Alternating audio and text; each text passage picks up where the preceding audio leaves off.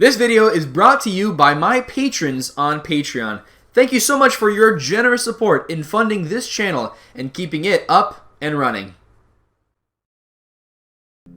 Hey everybody, welcome back to another episode of Gavony Township, the show where it's not about me and my decks, it is about you and your decks. And for today's episode, we've got a pretty cool one.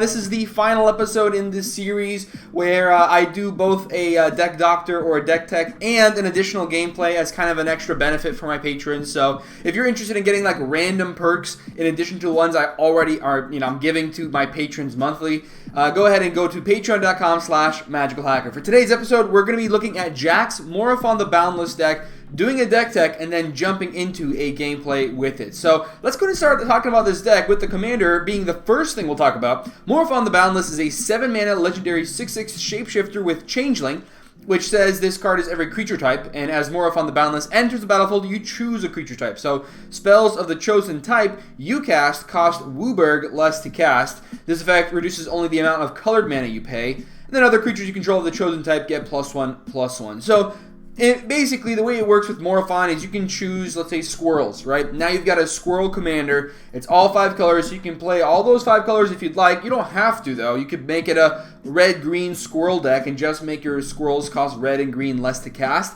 Give your squirrels an additional +1/+1, and have a nice 6/6 squirrel commander in your command zone for 7 mana to boot, which is pretty nice. It's pretty good, but that's not what Jack is doing with this deck. No.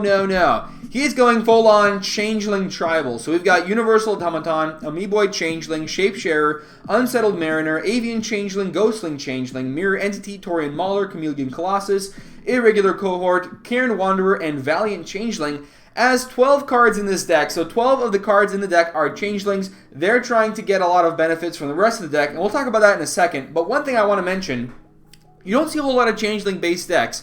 Sometimes you'll see a Dragon Tribal deck, or a Zombie Tribal, Vampire Tribal, even Merfolk Tribal you'll see every now and then if you've got Tolarian Community College as one of your opponents. But with this type of deck, you don't see Shapeshifters as a tribal that people usually are playing. Something that I love are Shapeshifters, probably my favorite creature type in all of Magic, and when I first started playing, I wanted to build a Shapeshifter deck myself. So seeing this here, it's going to be a lot of fun, I think, especially when there's a lot of cards in the deck that will be giving benefit to things, even though they're normally just Shapeshifters. So we've got Dragon Tempest, Death Baron, Descendant's Path, Harmonic Sliver, Knight Exemplar, Marwyn the Nurturer, Yuriko the Tiger's Shadow, Atla Palani Nest Tender, Azami Lady of Scrolls, Coat of Arms, Guiltleaf Archdruid, Liliana's Contract, Korvoth Bright Flame, Atarka World Render, Omnath Locus of Rage, Udvara Hellkite, and Reaper King as ways that we can use to turn all of our creatures, either they're entering the battlefield or they're dying or maybe they're just attacking. We can get a lot of value out of having those changelings have all creature types. So that's the benefit here with a lot of these cards. However, some of these creatures, they don't have changeling themselves, so we've got a couple of cards in this deck that can give all creature types to a specific card. So we've got Shields of Velisvel, Blades of Velisvel, Wings of Velisvel, Arcane Adaptation, and Volatile Claws as ways that we can give all of our creatures either one specific creature type in the case of Arcane Adaptation or all creature types in the case of all the other cards. So we can use that to our benefit, in combination with some of those earlier cards that we mentioned. In addition to that, we also need to have some ramp. Going to be an important part of every deck. So Burgeoning Soul Ring, Azuria Signet, Dimir Signet, Gruul Signet, Lotus Cobra, Pillar of Origins, Rakdos Signet, Rampant Growth, Selesnya Signet, Sword of the Animus, Talisman of Conviction, Talisman of Curiosity, Talisman of Hierarchy, Talisman of Resilience, Cultivate, Druid's Repository, Fist of Sun, Spoils of Victory, Jodah Archmage Eternal, and Solemn Simulacrum are going to be the cards that we're going to be using in this deck to help ramp out some of these cards that might be a little bit bigger, or we might need to just ramp out more of them. Now, Fist of Suns and Jodah Archmage Eternal kind of work really well with our commander in that we can play our commander down, name some type of creature type, maybe zombie or something, depending on what we have in the hand that's not a changeling. And then, if we get down Fist of Suns and Jodah Archmage Eternal, or rather either one of them, we can make all of our creatures cost exactly Wooburg, meaning they're now free with Morophon on the battlefield. So definitely counts as ramp here for this category for sure. Next category I have is just a couple of things that are kind of fun being used to get a bunch of things all out at once. So Golus's ability here to get Exile the top 3 cards of your library, and then you can play them without to this turn without paying their mana cost. For 7 mana, that's not bad. Primal Surge got another kind of similar effect where we're getting cards randomly from the top of our library and then putting them onto the battlefield for free. So both these cards kind of being used as ways to cheat out some of our cards that we've got in this deck. In addition to that, we've also got Lady of Anticipation, which is pretty nice if we want to flash out some of those changelings, whether we're trying to use them as surprise blocking, or we're just trying to get things out there so we don't have to worry about sorcery speed removal before we attack. Other than that, we've only got one last non-mana based card. That's Grafdigger's Cage. This is a way to stop those pesky graveyard decks. Even though we are playing all 5 colors, Grafdigger's Cage is pretty good at shutting down graveyards, so we do want to be able to have something like that in this deck as well. On to the mana base. Pretty simple. We've got 2 non-lands in the mana base, Traveler's Amulet and Traverse the Uvenwald, both being able to find basic lands. And then Traverse the Uvenwald can sometimes find non-basic lands or even creatures if we need them to, if we have Delirium, which shouldn't be too much of an issue in this deck. We'll see how likely it is. Besides that, a couple of non-basic lands. We've got Arcane Sanctum, Majuka Bog, Command Tower, Crumbling Necropolis, Evolving Wilds, Exotic Orchard, Fabled Passage, Frontier Bivouac, Jungle Shrine, Mutavault, Myriad Landscape, Mystic Monastery, Nomad Outpost, Opulent Palace, Sandstep Citadel, Savage Lands, Seaside Citadel, and Terramorphic Expanse as ways to make sure that we've got access to all 5 colors that we need. Luckily, we're not playing a commander that doesn't need all 5 colors exactly. We can actually just play it out with 7 mana of any color. So that is one benefit here, but we do want to make sure that we have those colors for the rest of the deck. We might need white, we might need red. We want to have those available to us just in case. So we've got some non-basics in this deck. In terms of basics, we've got 3 plains, 4 islands, 5 swamps, 4 mountains, 4 forests, and that is the full list for Jack's Morophon the Boundless deck. What do you think about this deck? I think this is super exciting. Like I said, Shapeshifters has always been a creature type very close to my heart. So I'm excited to play this deck in a few seconds here. So thank you so much for joining me for this deck. Let's jump into that game. And here we are in the game. So we have an opening hand here. Looks pretty interesting. Looks like a Boros opening hand with 1 Golgari Mana Rock in it. I think this is fine though. We can go for... No, we can't go for that yet. You know, maybe actually it is better for us to go for something a little bit different. We can't get this down yet. We're lacking on basically everything. Well, we're lacking on blue. You know what? Let's keep it. This is a little bit tough, but I think we gotta trust. We gotta trust that we'll get out of this. We'll be just fine. You know, we gotta just trust the deck. I mean, we could go down to a free 7, but even then, like, you're not going to do much better than 3 lands, ramp, and then 3 like non-land cards. That's pretty good. I mean, it'd be very hard for me to say that's not good enough. All right, so we're going to go ahead. I don't think we're going to need to play out the Shields of Velis Vel for right now. So why don't we just start off with the Plains and then just yield until our next upkeep. All right, so we're playing Morophon the Boundless. For those of you that skipped past the deck tech, no problem. I know everybody enjoys different things. Some people enjoy deck techs. Some people enjoy... gameplay, you know, whatever you want, that's all good with you. It's all good with me, too. So we're playing Morophon the Boundless. 7 mana for a legendary 6/6 shapeshifter with changeling that says, as Morophon the Boundless enters the battlefield, choose a creature type. Spells of the chosen type you cast cost Wooburg less to cast. However, this effect reduces only the amount of colored mana you pay. Other creatures you control of the chosen type get +1/+1. So with Morophon, basically you know, if you've got a tribe that you want to play but there's no commander for it, Morophon will do a great job in the meantime. So in this deck, we are using it to buff up our shapeshifters, but we're probably not going to be choosing shapeshifters with Morophon. All right, so here we draw into Seaside Citadel. If we were able to play that down on turn 1, that would have helped us get this irregular cohort out on turn 4. However, we're just going to go ahead and play that down here and then pass the turn. Yeah, I don't think we're going to need to do anything else here. Yeah, we're just going to go ahead and pass and then yield until our upkeep. So currently we're playing Morophon. We're playing Changeling Tribal, so we're not going to be choosing Shapeshifters with Morophon. We'll be choosing something else, like for example in this case we might be choosing Dragons, for example. That way we can give a buff to Korvoth Brightflame as well. Korvoth will be giving the flying and haste to all of our Changelings, including our Commander, which is pretty nice. So I feel pretty happy about this, where we're at this point. Next turn we can start off with the Talisman of Resilience. After that, we can probably just play down the irregular cohort and maybe start doing some cool stuff with that. At least that's my game plan here. So yeah, we've talked about our commander, we've talked about our deck. Let's go ahead and talk about our opponent's decks here after our next turn. We'll see what we draw into. If it's a 3-drop, we might be playing that out. If not, we'll just be playing out the Talisman of Resilience or something. That should be pretty good. We've also got plenty of other 2-drops that we can find here, so Evolving Wilds, that's fine. We'll go ahead and get that one down. We've got white, white, blue, green, black, green, red, red. So probably going to need another black source, but you know, I'm not quite sure. We've got one blue. I'm not sure exactly what I want to grab here. Let me just double check really quick. I could go for double green here, it looks like. Yeah, let's go for double green. So we're going to go and use this. Actually, we got already double green. We've got double green, double white. We need either blue or black. So what do we have? What do we need more of? I guess black might make more sense. Yeah, let's go for black here. Let's grab a swamp. Get down the Talisman of Resilience. And then just yield until our next upkeep. All right. So we're going to go and yield until there. So we're doing pretty good here. We don't actually have to tap this for mana. We can kind of hold it up in case our opponents think we might need to use it for something. Next turn, what we can do is we can get down a mountain, go for that irregular cohort. So I think what we'll do is we'll leave up the Talisman of Resilience. That way we can hold up twice as many one single mana responses that our opponents might think that we have. So, Ferbalicious here is our first opponent. They're playing Damia, Sage of Stone, 7 mana for a legendary 4/4 Gorgon Wizard with Death Touch that says skip your draw step and at the beginning of your upkeep. If you have fewer than 7 cards in hand, draw cards equal to the difference. Currently, they've only played out stuff like Sword of the Animist and Reliquary Tower, so we're not really seeing anything here that's too crazy.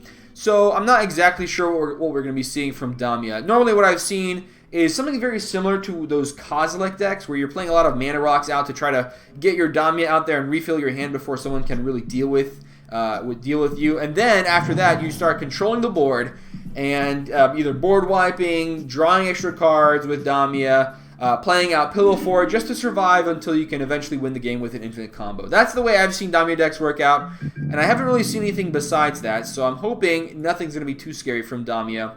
Right now, they're not doing anything too crazy, so we'll be hoping that it continues on for the rest of the game. We draw into Burgeoning here.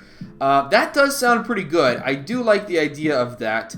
However, if we go for that, we're not going to have enough mana to go for the irregular cohort, I believe. Oh, no, we can. If we tap this for green. And we are going to go ahead and do that. So let me go ahead and get the mountain down. We'll go ahead and go for the irregular cohort, just in case someone has like a way to respond to it. I guess mono red's probably not going to do anything about that, though. We'll get this down, and then we'll go for the Burgeoning. We're going to always yield to this. We get 2 changelings here for the price of 1. We'll get down the Burgeoning here. So kind of a we've been top decking things kind of in the weirdest order here. After that, we're just going to say no possible play, yield all. So we'll go ahead and pass to our opponents. All right. I'm not sure exactly why it's saying I can do stuff here. I really can't. All right. So when an opponent plays down a land, we'll get Burgeoning to get down another land from our hand. So that way we can get this mountain onto the battlefield. And if we happen to draw into a land next turn, we can go for our commander, which is not too bad.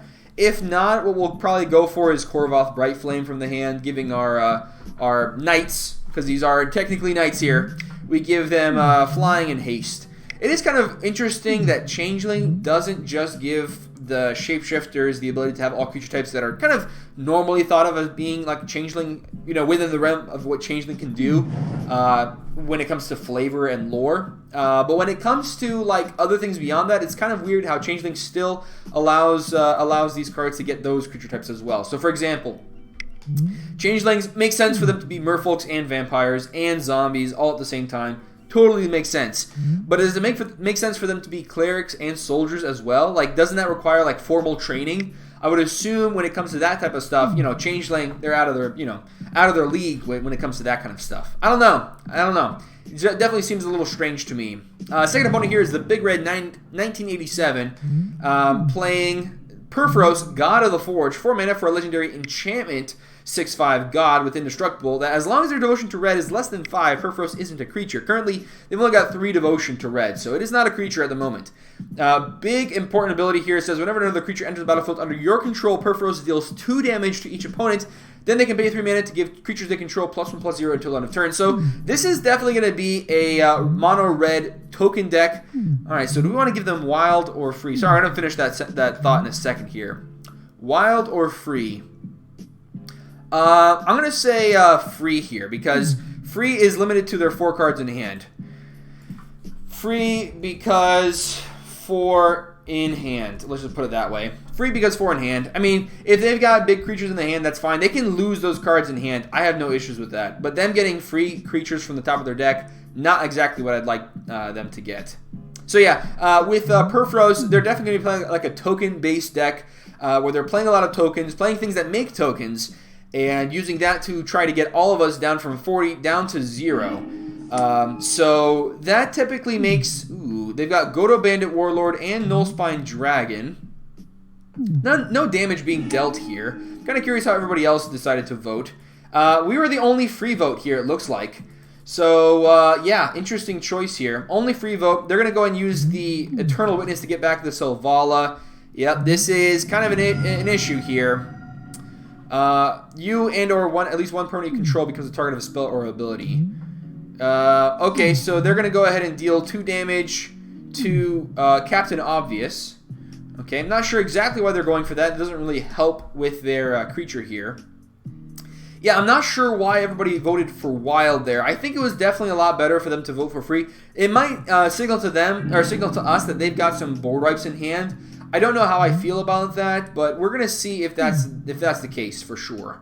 So they're going to go ahead and give something. They're going to go and give, yeah, it looks like they've got the Loxodon Warhammer. That's what they got from us.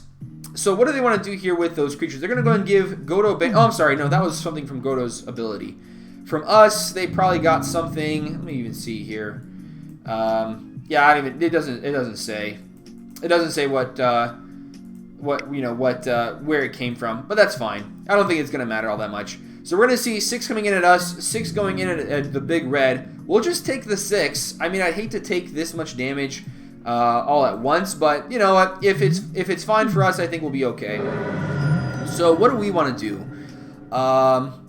Well, we can go for the Valiant Changeling. So depending on what we draw into here, we actually could do some other cool stuff. They've got Godo Bandit Warlord, giving them an additional attack step here. They're going to go and attack with some more cards here. Ooh, they're going to go and attack with that Pathbreaker Ibex. Alright, so we're glad that we're not taking this damage here. This is definitely pretty bad. So what can we do about this here? Not much, unfortunately. I think we might go for like Morophon the Boundless and go for dragons, I guess. And this makes the Korvoth Bright Flame cost 5 mana, but we're really not going to be able to cast it out. We might not even be able to cast out our commander either. Grafdigger's Cage. Well, at least we know they have that Selvala, the Selvala's Stampede in hand. So at the very least, we can get this out there and make sure that we don't see a lot more of that coming down. But beyond that, let me see here. How much does this cost? This costs double white. So you know what? Let's go ahead and get this out here for double white. I feel totally fine with that. And we have to use all of our white mana to get this out, unfortunately. But I'm fine with this coming down for just 2 mana. Should be okay. And then from here, we can go for the Grafdigger's Cage. I'm going to go ahead and tap 1 Mountain for that. This should be pretty nice. Okay, so yeah, I'm feeling pretty happy about where we're at now. We can prevent the Grafdigger's Cage. So I'm pretty sure we're going to say this. I'm going to yield until the next upkeep since we can't do any. Xenegos God of Big Dum-Dums. I like that. LOL. I think... Alright, so we're going to say no to the Burgeoning here. I think Digger's Cage means that Wild is now the best... Oops. Is now the best option. The best option. Now, I know that Burgeoning, a lot of people tend to think of this as being really good, or Exploration. I mean, in the last Game Nights videos, I had trouble watching that video from the very beginning where they were like, oh my gosh, they got Exploration down. That is so good. Ashlyn, got Exploration down. And they were like, oh, that's so good. And I was like, what? No, it's not that great. I mean, it's fine. It's not bad, but it's just not like, oh my god, super scary. But yeah, so you can see Burgeoning here. Sometimes it's just not that that impactful. In the early game, yes, it can do a lot of stuff, but doing a lot of stuff then makes you the big enemy in the early game, and that's kind of the opposite of a card you want. You don't want to have a card where early game it makes you a threat, but not that able to win the game. And then late game, it doesn't do anything. That's kind of like the opposite of what you want. You want something that early game, probably not the best card to draw into, but late game, oh my gosh, it really can help you either get the win or get you closer to a win. Alright, so Captain Obvious says, it's a simple deck, but I still like it. Grafdiggers is a thing, but I'm not really lacking creatures here. So, at least the Grafdigger's Cage kind of makes it so they can't cast that card from their hand very effectively. So, that's one benefit for us. I don't know. I was hoping that somebody here would have a board wipe. Oracle of Moldiah coming down for Captain Obvious. I mean, in any case, Purphoros is kind of threatening to kill them pretty quick. We will say no from the Burgeoning effect here. They've got the Sakura Tribe Elder on top after playing that land down. We'll say no again. They're down to 3 cards in hand, so that's one benefit. They've got also the Homeward Path, so I don't think anybody else is going to be, stealing creatures here. So what are they going to be doing? I think the best thing that they could do, giving that buff over to Nullspine Dragon and attacking with the Pathbreaker Ibex. If they had a way to untap it, that would be great, but that doesn't look like a thing that they've got. Technically, I think they want to use the Pathbreaker Ibex on the second turn, so maybe they're going to go for... Alright, so they buffed up Godo Bandit Warlord, so they're going to gain some life here. They're going to attack us for 6, and then 3 is going over at Fergalicious. We see a lot more going over at the Big Red. We've got 2 big things coming our way. I think we'll just take it. 18 damage. Is this trampling as well? It is. Alright, so 18 plus 14, that is a total of 32. We're at 27, so we do have to block here. We've got a better chance of killing the Eternal Witness than the Xenegos, so we're just going to put, let me see here, this is double strike. Yeah, I'll just put everything here in front of the Eternal Witness. So let me see here. This will mean we'll be taking, so let me just double check here. 32, then minus 5, that's 27. So, yeah, we literally do have to put everything in front of the Eternal Witness. And even then, we're, not guaranteed to be able to survive enough here. Yep. So, I mean, this might be game over for a couple of our opponents here. I mean, it's certainly not game over for us just yet, but it is not looking super great. I'll be honest. Not looking great at all. They're also going to gain a bunch of life here, get an additional combat step with their Godo Bandit Warlord. So, this might be it. Might be game over. And, I mean, it is a very fast game, so if this truly is over for us, we'll do a second game here. Yeah, we are down to, oh my gosh, it's 22 commander damage, because we did not even get to read Captain Obvious's commander yet, which is Xenegos God of Revels, which it doesn't matter. I mean, we really couldn't survive there anyways. If we put everything in front of Xenegos, we would have still been dead. And Captain Obvious wins the match. So let's go ahead and jump into a second game here. And here we are in game number 2, playing with Morophon the Boundless built by Jack, one of my patrons. Yeah, sometimes when I have a really quick game like that, if I've got time, I'll do a second game because I don't know, it just doesn't feel right to tell my patrons I'll be playing their deck and then like a quick game like that happens. I don't know, I just don't like the way it feels. So here we've got a little bit of a better start. I think we can go turn 2 for the Talisman and then turn 3 go for another Talisman. We are going to keep this hand. Not a whole lot of action, but we'll draw into more action. I think. Probably. We've also see Kaineos out here, so if not, we'll probably get some action there. Maybe we even use the Zansha as well. Alright, so we're going to say no possible play, yield all here. We've already talked about our commander deck. Let's go and talk about our opponents here. So Walter Byrne is our first opponent. They're playing Golos, Tireless Pilgrim, 5 mana for a legendary artifact, 3/5 scout. That says when Golos, Tireless Pilgrim enters the battlefield, you may search your library for a land card. Put that card onto the battlefield tapped, then shuffle your library. You've also had the ability here to pay 7 mana to exile the top 3 cards of their library. You may play them this turn without paying their mana cost. So Golos, many ways you can build a Golos deck, and that usually kind of translates into the commander being a lot more popular when it's not just specifically only one thing that you can do with it. So Golos being able to do multiple things kind of makes it more effective and more popular. Golos can use that first ability here to become a land-based deck, either in general, like a Landfall or a Gitrog kind of deck, or they can go for tutoring a specific land and kind of building the deck around that land. So Thespian Stage with Dark Depths, I've seen that version of Golos built. There's also the version where you've got Field of the Dead to make a bunch of zombie tokens. There's other versions as well. I think I've seen one with Glacial Chasm. Maze's End is another classic version of Golos, using that first ability to have a land to build around. There's also, as weird as this sounds, there's also the Cabal Coffers version where you're creating a lot of mana, And there's other cards in the deck that can allow you to turn all that black mana into mana of other colors so that you can use the second ability. The second ability here is another way you can build around with Golos, trying to play a lot of really expensive big things in your deck so you can pay 7 mana and get potentially up to 3 big things for free. So that's one that, and it's kind of for free, but you're paying 7 mana to be able to get it for free. I know it's like Costco membership, right? You're getting a huge advantage and deals on the cards or on the products. But you got to pay mana to be a member, I think. I don't know. I'm not even a member, so. All right, so here on our next turn, we're going to go ahead and we draw into another land, which is pretty nice. Here, I don't think we're going to need to use the Boundless Bog. And depending on what we see from our opponent's decks, we might not need to even use it at all. So we'll probably use it on the next turn here.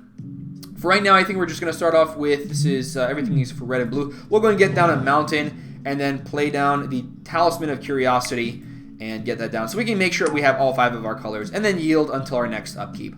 One nice thing about having this up, since it is blue mana that we can use from the Talisman, our opponents might be thinking of us having a counterspell here, even though it is a little strange in a 5-color deck to have counterspells. I think most people who are playing 5 colors maybe have like 4 counterspells, probably not a whole lot more than that. Alright, so we've talked about Walter Byrne, talking about their Golos commander. Usually it means like a land-based deck, but I mean, I guess I could see like the Costco version of Golos. I hate that's what I'm calling it now. Our second opponent here is 100 Gunner, playing Xancha Sleeper Agent, 3 mana for a legendary 5/5 minion that says, Xancha Sleeper Agent enters the battlefield under the control of an opponent of your choice. Xancha attacks each combat if able and can't attack its owner or planeswalkers its owner's control. Then it also has 3 mana, Xancha's controller loses 2 life, and you draw a card. Any player may activate this ability. So with Xancha, it comes down and they can choose which opponent they want to give it to. At the moment, I mean, they probably want to give it to us if they're just trying to make sure that Xancha doesn't die in combat to a commander. That makes it pretty bad because people are going to be wanting to use that 3 mana to draw cards. Even we would like to use that 3 mana to draw cards. So I'd hate to see the Xancha come down on our field. That would be pretty bad. Let's see where they decide to send it. I mean, right now, Walter Byrne, they did go first. They've got the most mana. They've got also the Sylvan Library. So maybe they go for Walter Byrne. That would be one benefit for us, I think.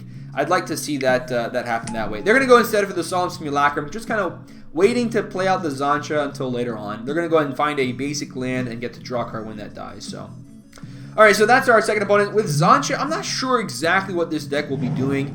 If I were building a Xancha deck, I'd probably want to build some ways to get infinite mana, so that way I could kill one person, and then that person dies, Xancha goes back into the command zone, using the infinite mana, play out Xancha again, give it to another opponent, activate that ability a couple more times, kill them as well. Now, one downside is they do have to have at least 60 cards in their deck to kill 3 opponents with 40 or more life. So sometimes it can work, sometimes it won't work with the infinite mana idea. We'll see what exactly happens here.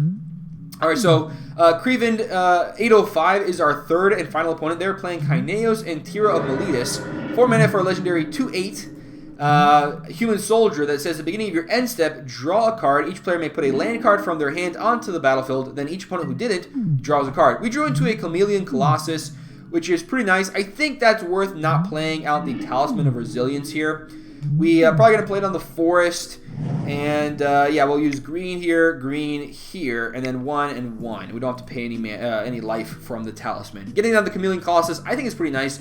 Having that protection from black is also pretty good in that if Xancha comes down, we can protect. We can block Xancha without having to kill it. 100 Gunner says, "What a nice guy." Yeah, this Rune Servitor. I remember this card back from when I was first starting to play Magic. I included this because I didn't have anything else better in my first deck that I ever built. Not kidding, it was a 100-card Singleton. Very first card I ever built. 100-card Singleton, and I just wanted to play with a, inconsistent deck. I thought it would be fun to do. So yeah, that's kind of how I got into Commander. I kind of got lucky there. Before I even heard of Commander, I built a 100-card Singleton just for the fun of it. All right, so Assemble a Legion coming down for Walter Byrne. That can make a lot of tokens. This can really come out of, get out of control. So what are we going to do? I think next turn, it's going to start off with playing down Golos. And what land do we grab? That's a great question. I'm not quite sure here. Let me just take a look at the lands. We already have the Boundless Bog in hand. I don't think we're going to be grabbing that one. We can grab one of these Tri-lands. Does seem pretty nice, honestly. We could also grab the Mutavault, but I don't know if that's really that worth it here. I like the Fabled Passage. you know, maybe we'll just grab the command tower or something. That does give us all 5 colors. Yeah, that sounds pretty good. Yeah, let's grab that. Or you know what? We could even grab the exotic orchard. Could be pretty nice also. I don't know. I like the command tower at least. Or it's either that or the Mutavault. So we'll have to figure out which one we want to draw into. Unless we like having command tower where we can play it untapped on a later turn, and we want to grab one of the lands that enters tapped anyways. Yeah, that's a good question. Do I actually want to go for a tapped land because it's tapped? Maybe, because the Golos doesn't get it. Yeah, it doesn't put it onto the battlefield untapped. Puts it tapped. All right, so 100 Gunner casting their commander. Now they get to choose who they want to give it to. They are going to give it to Walter Burn, which is great for us because now we can draw cards and make Walter Burn lose some life. And if they decide to attack us, we've got a pretty nice blocker here with Chameleon Colossus that doesn't even kill it, so we get to keep it around also. Other than that, though, I think what we'll do is... yeah, next turn I like the idea of playing out Golos and just continuing to do what we're doing. We've got green, blue, red, and then we've got white, black, green. So we've got plenty of green. We need to have a little bit more white, red, and blue. So let's grab the Jeskai tapped land, I think. I think that should be pretty nice with the Golos. We can play down the swamp and go for that. That should be pretty cool. I don't think we'll have enough mana, unless we had some way to like get an additional mana somehow. We don't have enough mana to go for the Talisman first before the Golos, but I think this is fine anyways. Next turn, we're going to have, let's see, 4, 5, 6. If we find an untapped land, we'll have 7 mana to activate the Golos. If not, then we're fine. We'll be just playing down the Talisman and the Bojuka Bog and stuff like that. I think we should be okay. I mean, it also depends. If we find something better to play than Golos, we can just play on the Talisman and something else also. Oath of Mages. That player chooses a target player who has more life than they do and is their opponent. We can deal 1 damage. Interesting choice here. I'm not sure exactly why that's being used. Alright, so Death Baron. We can give Death Touch to our changeling. Not helpful yet. I think we're still going to go for the Golos here. Death Baron's pretty good later on, but I think we do want the Zancha to not be able to attack us. Or if they decide to attack us, we can still just block without having to do anything else. Alright, so we're going to go ahead and play out the Golos here. Next turn, we'll play out the Bojuka Bog and the Talisman if we don't draw into an untapped land. If we do draw into an untapped land, then we'll just probably activate the Golos ability at instant speed. Alright, so what do we want to grab here? You know, Myriad Landscape doesn't seem too bad either. No, I think we're going to go for the Jeskai land. That is not Nomad Outpost. It is... Mystic Monastery. There it is. Mystic Monastery. Grabbing that card. We put that onto the battlefield. No attacks from us, I think. Yeah, no attacks. We're just going to leave this up on defense. Great defense for Zancha here. Alright, so Oath of Mages can deal 1 damage anywhere they'd like. I think right now they're probably going to be interested in dealing damage to 100 Gunner. But I mean, it's just 1 damage. It doesn't really matter at that point either. They do have 3 mana held up to be able to draw a card off of the Zancha. They might be going for that here. We'll see. We'll see exactly what they're trying to go for. So far, we're doing pretty good. We don't really have a reason to play out the Arcane Adaptation, and I think the Amiiboid Changeling is pretty nice also. But, you know, it's just a 1/1. It's more helpful when we can use it as a way, kind of like with the Arcane Adaptation, to make something else into a, you know, a creature type of our choice. So we can choose things to make them skeletons or zombies or something. But is the Death Touch all that helpful? Maybe not. You know, I feel like it might not actually be that helpful here.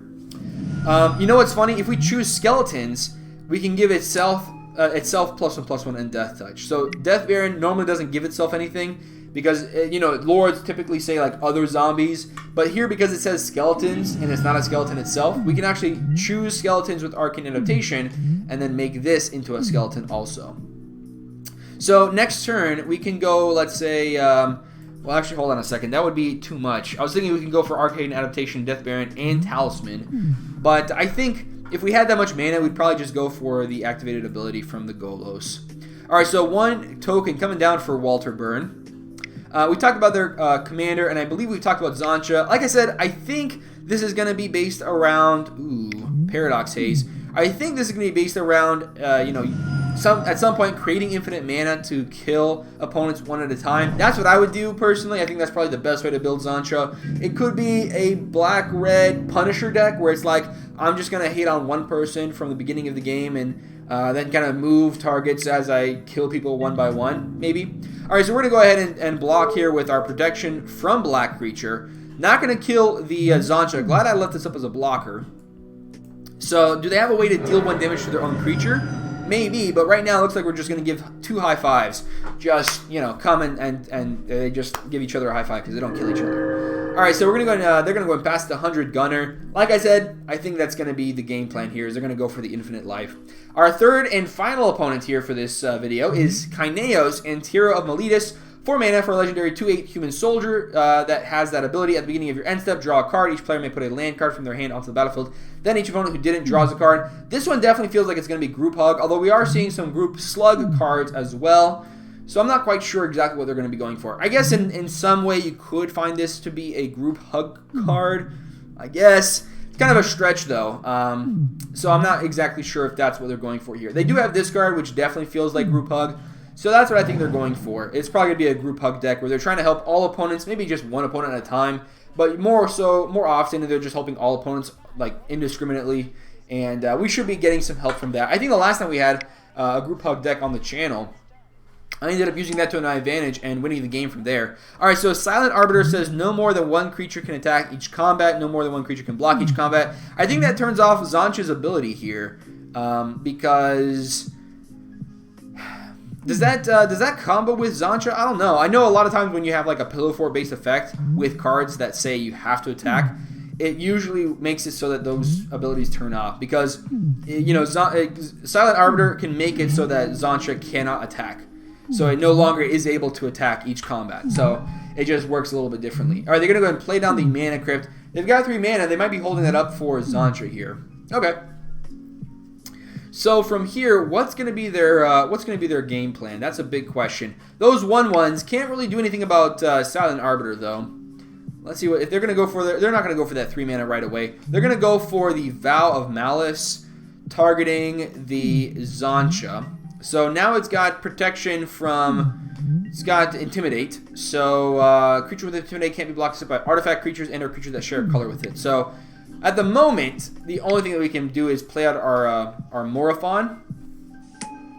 Or, technically, if we get down the Arcane Adaptation, we can make Golos big enough to block it and kill it with Death Touch. So that might kind of put it on the other path, too. Maybe. Maybe that's what we go for here.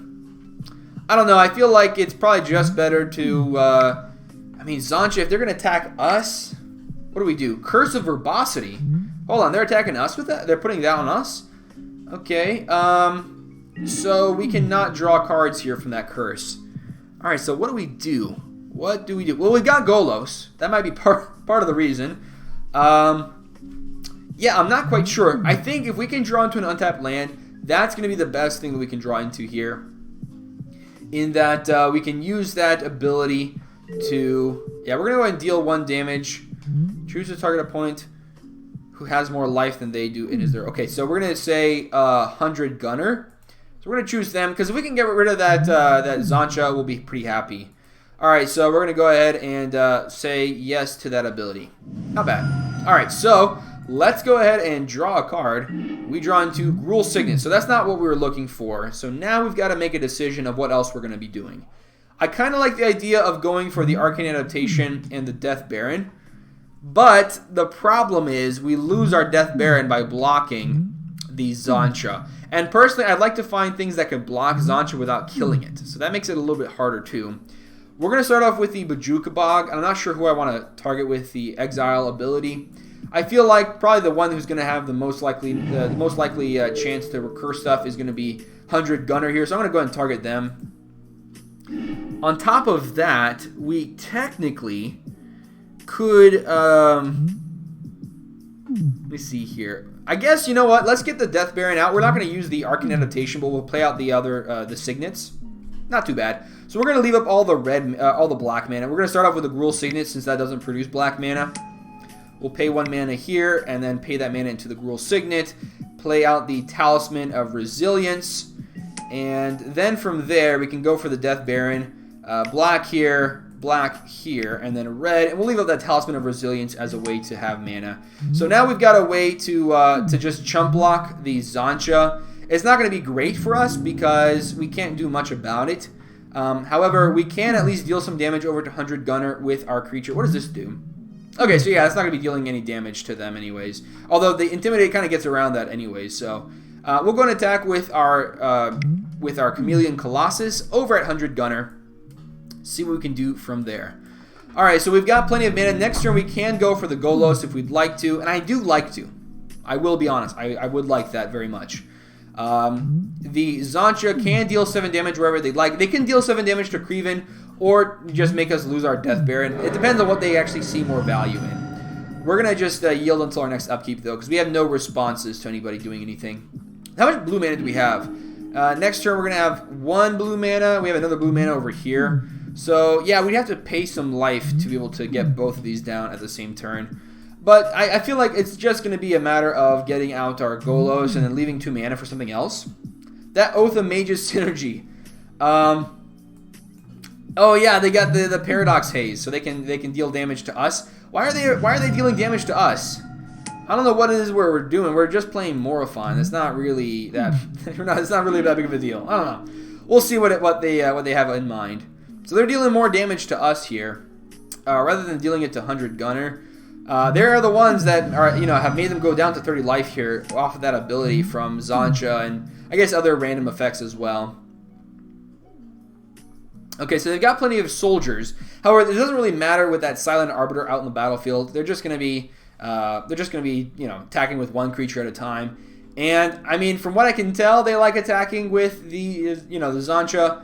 I don't know. We'll see. I feel like what's going to be the best idea with Golos is, well, hold on a second. This doesn't, we have to activate this during our turn. I thought we could activate this at instant speed. However, it doesn't allow us to cast instants on other opponents' turns. So we'll probably just activate that on our turn and then figure out what we want to do from there. Yeah, I guess I haven't really seen Golos being used at instant speed, so I guess that kind of makes things a little bit different. Alright, so they've got a Shrine. We're seeing a lot of weird cards here. Maybe this is Upkeep Tribal. Golos Upkeep Tribal. That's kind of cool. I kind of like that. Alright, so they are going to attack us with the Xancha again. They're going to get to draw a card. We're going to get to block and lose a creature here. Just because we don't want to take 7 commander damage here. That's a very bad idea. Well, while we can block, we are going to block because, who knows, 100 Gunner could just give it straight up unblockable. So we need to make sure that we are getting rid of it while we still have the chance. Okay, and then depending on what they do here, if 100 Gunner decides to make the Xancha even bigger, I mean, I might be just trying to draw into an answer. It does cost more mana. Yeah, technically drawing 3 cards would cost us 9 mana. We're really not going to be doing much after that. So I guess it does make more sense to go for Golos, as weird as that sounds. Alright, so Oath of Mages here, able to deal 1 damage to us. Yeah, we're kind of getting teamed up on.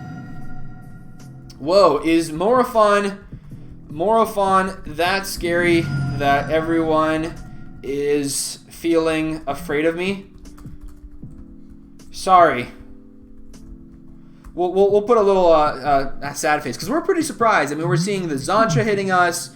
We're seeing a lot of people coming over at us. I guess Xancha doesn't really have a choice. I mean, Group Hug here is the other thing. Although that Curse of Verbosity doesn't make a whole lot of sense. I'm getting politicked into it, said Walter Byrne. I mean, at the same time, though, like, they Oath of Maged us, though. I mean, it's kind of hard to say that that's the reason they're going for that.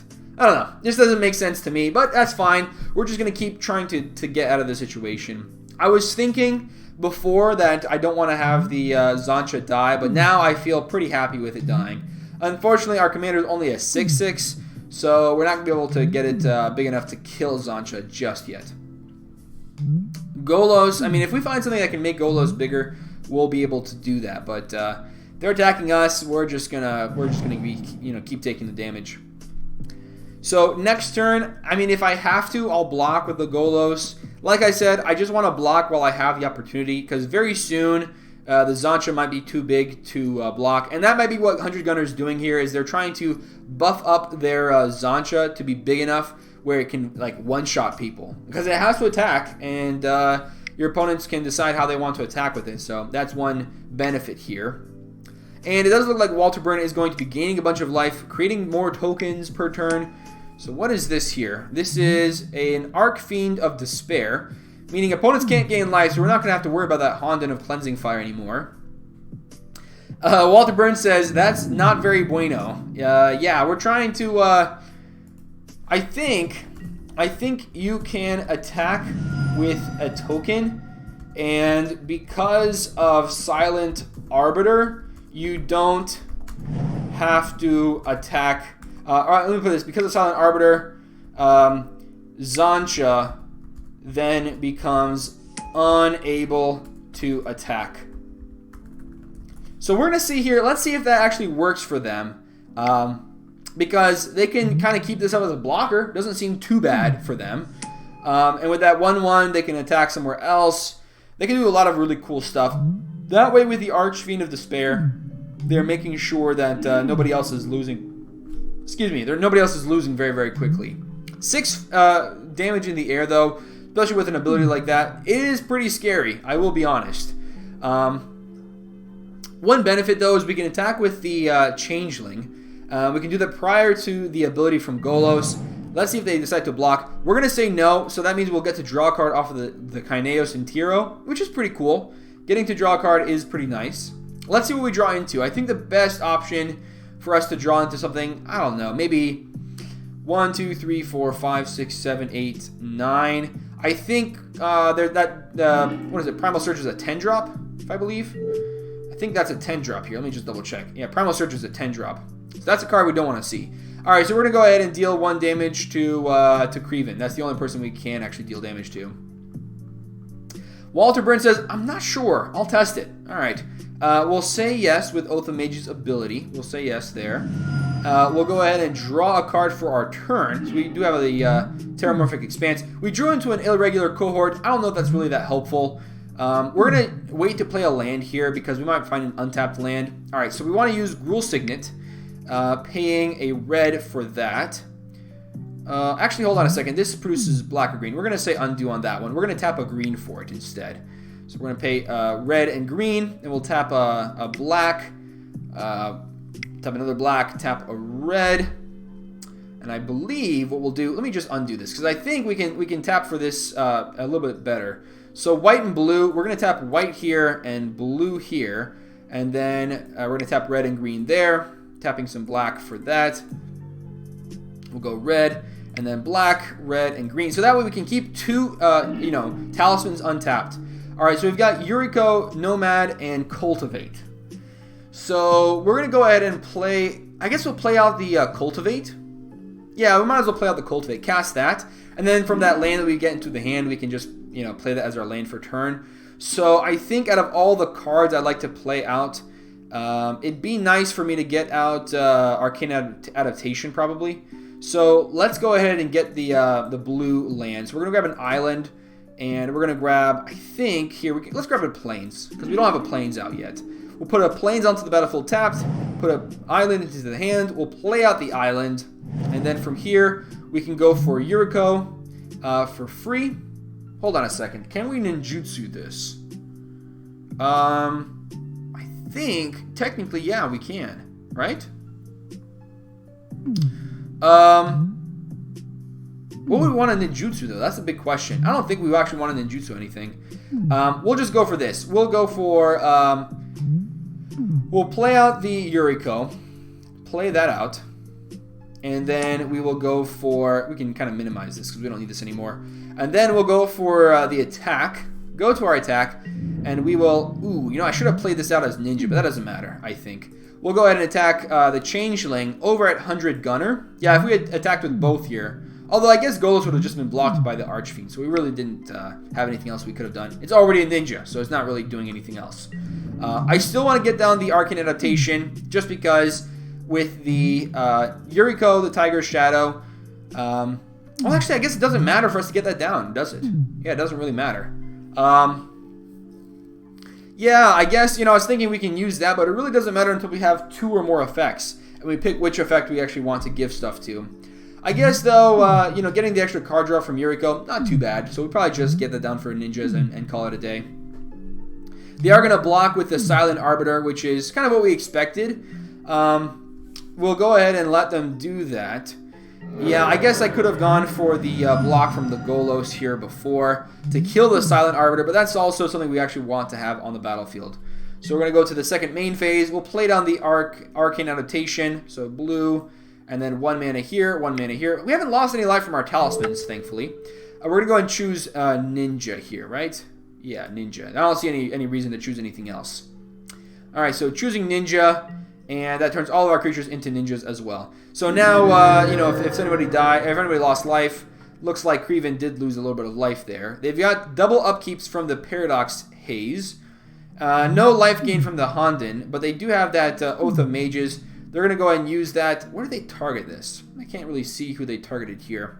It looks like they targeted Creven with the Oath of Mages ability, so that makes them lose 2 life instead of just 1. And they might actually go for it twice with the Paradox Haze, since this creature here with the Archfiend of Despair kind of makes them lose twice as much life from that card. They're going to say, I'll test it, so let's see if this works out the way we thought. I'm trying to think how I actually want to do next turn. So let me think here. 1, 2, 3, 4, 5, 6, 7. 1, 2, 3, 4. Potentially 5. I think what we'll do is we'll go for the Golos again, and then, you know, maybe just play out the irregular cohort or something. That could be pretty nice also. Right now, we're not doing too badly. I prefer not to lose the Yuriko when this Zansha attacks. If they can attack with a token to make it stop attacking, that'd be nice, but we'll see if that exactly happens here. Alright, so Sylvan Library, they're going to go ahead and allow them. This is kind of funny. Now with that Archfiend of Depravity, the Sylvan Library means that they'll have to pay 8 life if they want to draw extra cards, which I'm sure they don't want to do. I mean, paying 8 life to draw a card is a lot less than paying 4 life with Zansha's ability.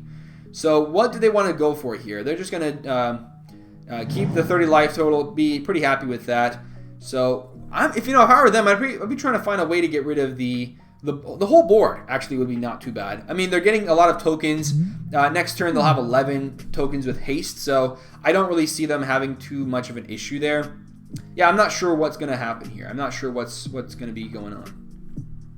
Next turn, for right now, I mean, unless we draw into something else, I don't think... Like, hold on a second. We can go with Terramorphic Expanse when Kaineos and Tiro of Miletus does its thing. I mean, yeah, having more options in the hand is nice. Having more mana, though. Is that better? 5 mana versus 4 mana and an extra card. In a way, it's kind of like, would I use a ramp spell? And I guess I probably would, because I am trying to get up to 7 mana, like 14 mana as much as possible.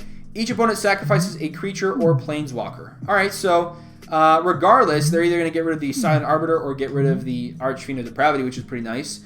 For us, we've got to make a pretty big choice here. I do want to block with the Yuriko if that Zansha attacks me, and I'd like to keep the Golos out in the battlefield, so I guess that kind of makes the Chameleon Colossus the only card that's really worth sacrificing here. Alright, so they're going to sacrifice the the Silent Arbiter. We're going to sacrifice our tapped creature here. Not much choice, unfortunately, for us. Alright, so now with the Borderland Rager dead, they're now... I mean, they basically got use out of it, though, because they already got to search their library for a basic and put onto the battle... Or put into their hand, rather. Yeah, this card is not that great. 3 mana for that effect, not exactly what I'd be going for. Alright, so 7 mana. If they decide to attack us with that Zansha, I mean, we really don't have any other choice. We're going to block with the Yuriko. 100 Gunner says, oh boy, here it comes. So they're going to attack us with the Zansha. Where are the other tokens going to go? I have a feeling they're going to go over at 100 Gunner, though. Yeah, it looks like they're attacking all of them at 100 Gunner. So that could help us get a lot of life loss out of the way on 100 Gunner. Kind of hoping to make that Zansha off the battlefield would be pretty nice. I'm not sure why they decided to put the Val of Malice on that as opposed to, like, you know, on the Kaineos or something else with more power. I guess maybe even the Golos. Because, well, I guess it does make that unblockable, but, I mean, there's just better options, right? You don't really need that additional Vow effect, because this already has that effect where it can't attack you. Alright, so they're actually kind of splitting it up from the tokens, some going at 100 Gunner, some going at Creven, and then some blocking. Alright, so they're going to go ahead and draw a card, thanks to the ability here from the Curse of Verbosity. Man, I would have really liked to draw cards, but it is what it is.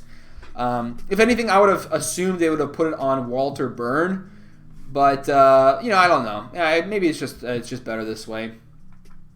They're not really attacking us either, so, you know, I'm fine with it. So far, this game has been okay. We haven't really lost a whole lot of life, so I think I'm fine. I think I'm actually in a pretty happy position for right now. We don't have to, do too much. We will block with our Yuriko over the over onto the Zancha. Like I said, I want to block while I have the chance before Mr. Black Red, somebody else has a Voltron, puts more things on it where it suddenly I'm losing 14 life and I can't block it. I don't want to be doing that. So.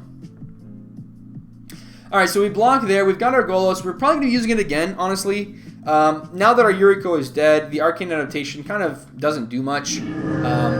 So now, pretty much everybody's at 27 life or so. We are now at the highest life total at 34. We've been doing a pretty good job of making sure we're not at too much life.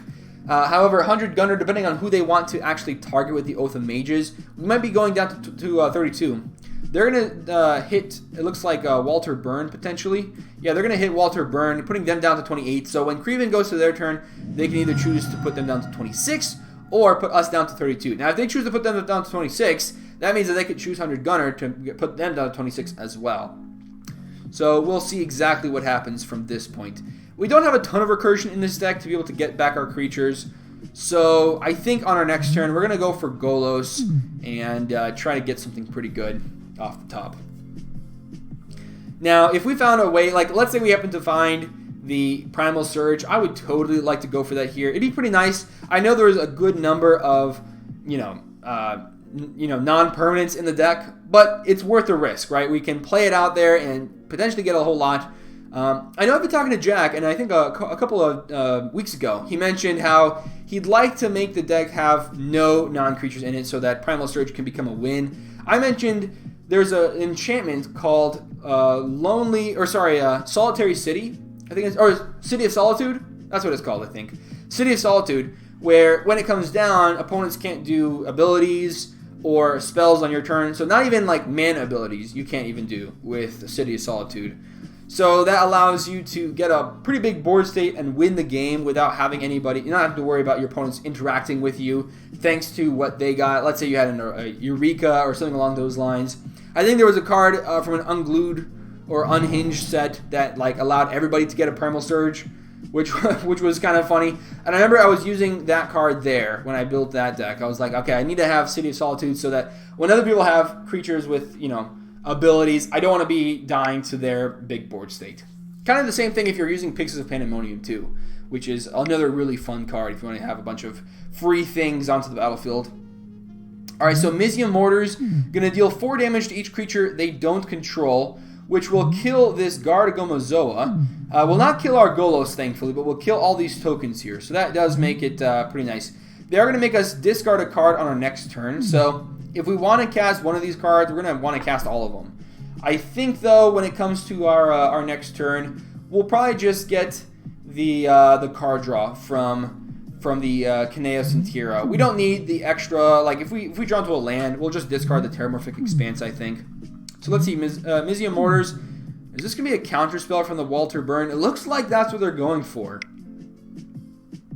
They're going to go for a Teferi's Protection, so they're going to protect their board state until their next turn. Alright, so that's not too great for us. It does make this enchantment phase out too, even though they don't control it.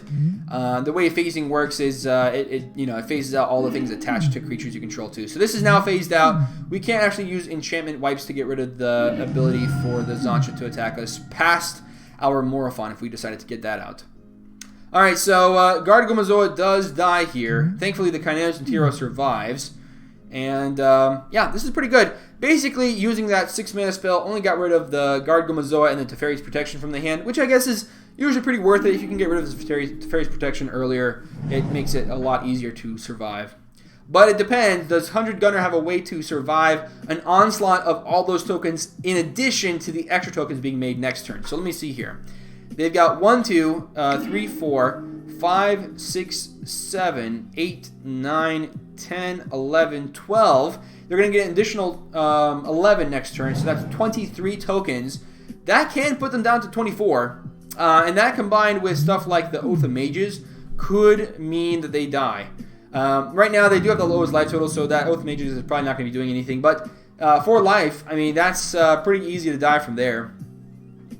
They also have, well, it looks like they're not even going to keep the Archfiend of Depravity. They're going to try to draw into something. All right, pretty interesting choice here to hit us for 12 damage instead of protecting them for another point.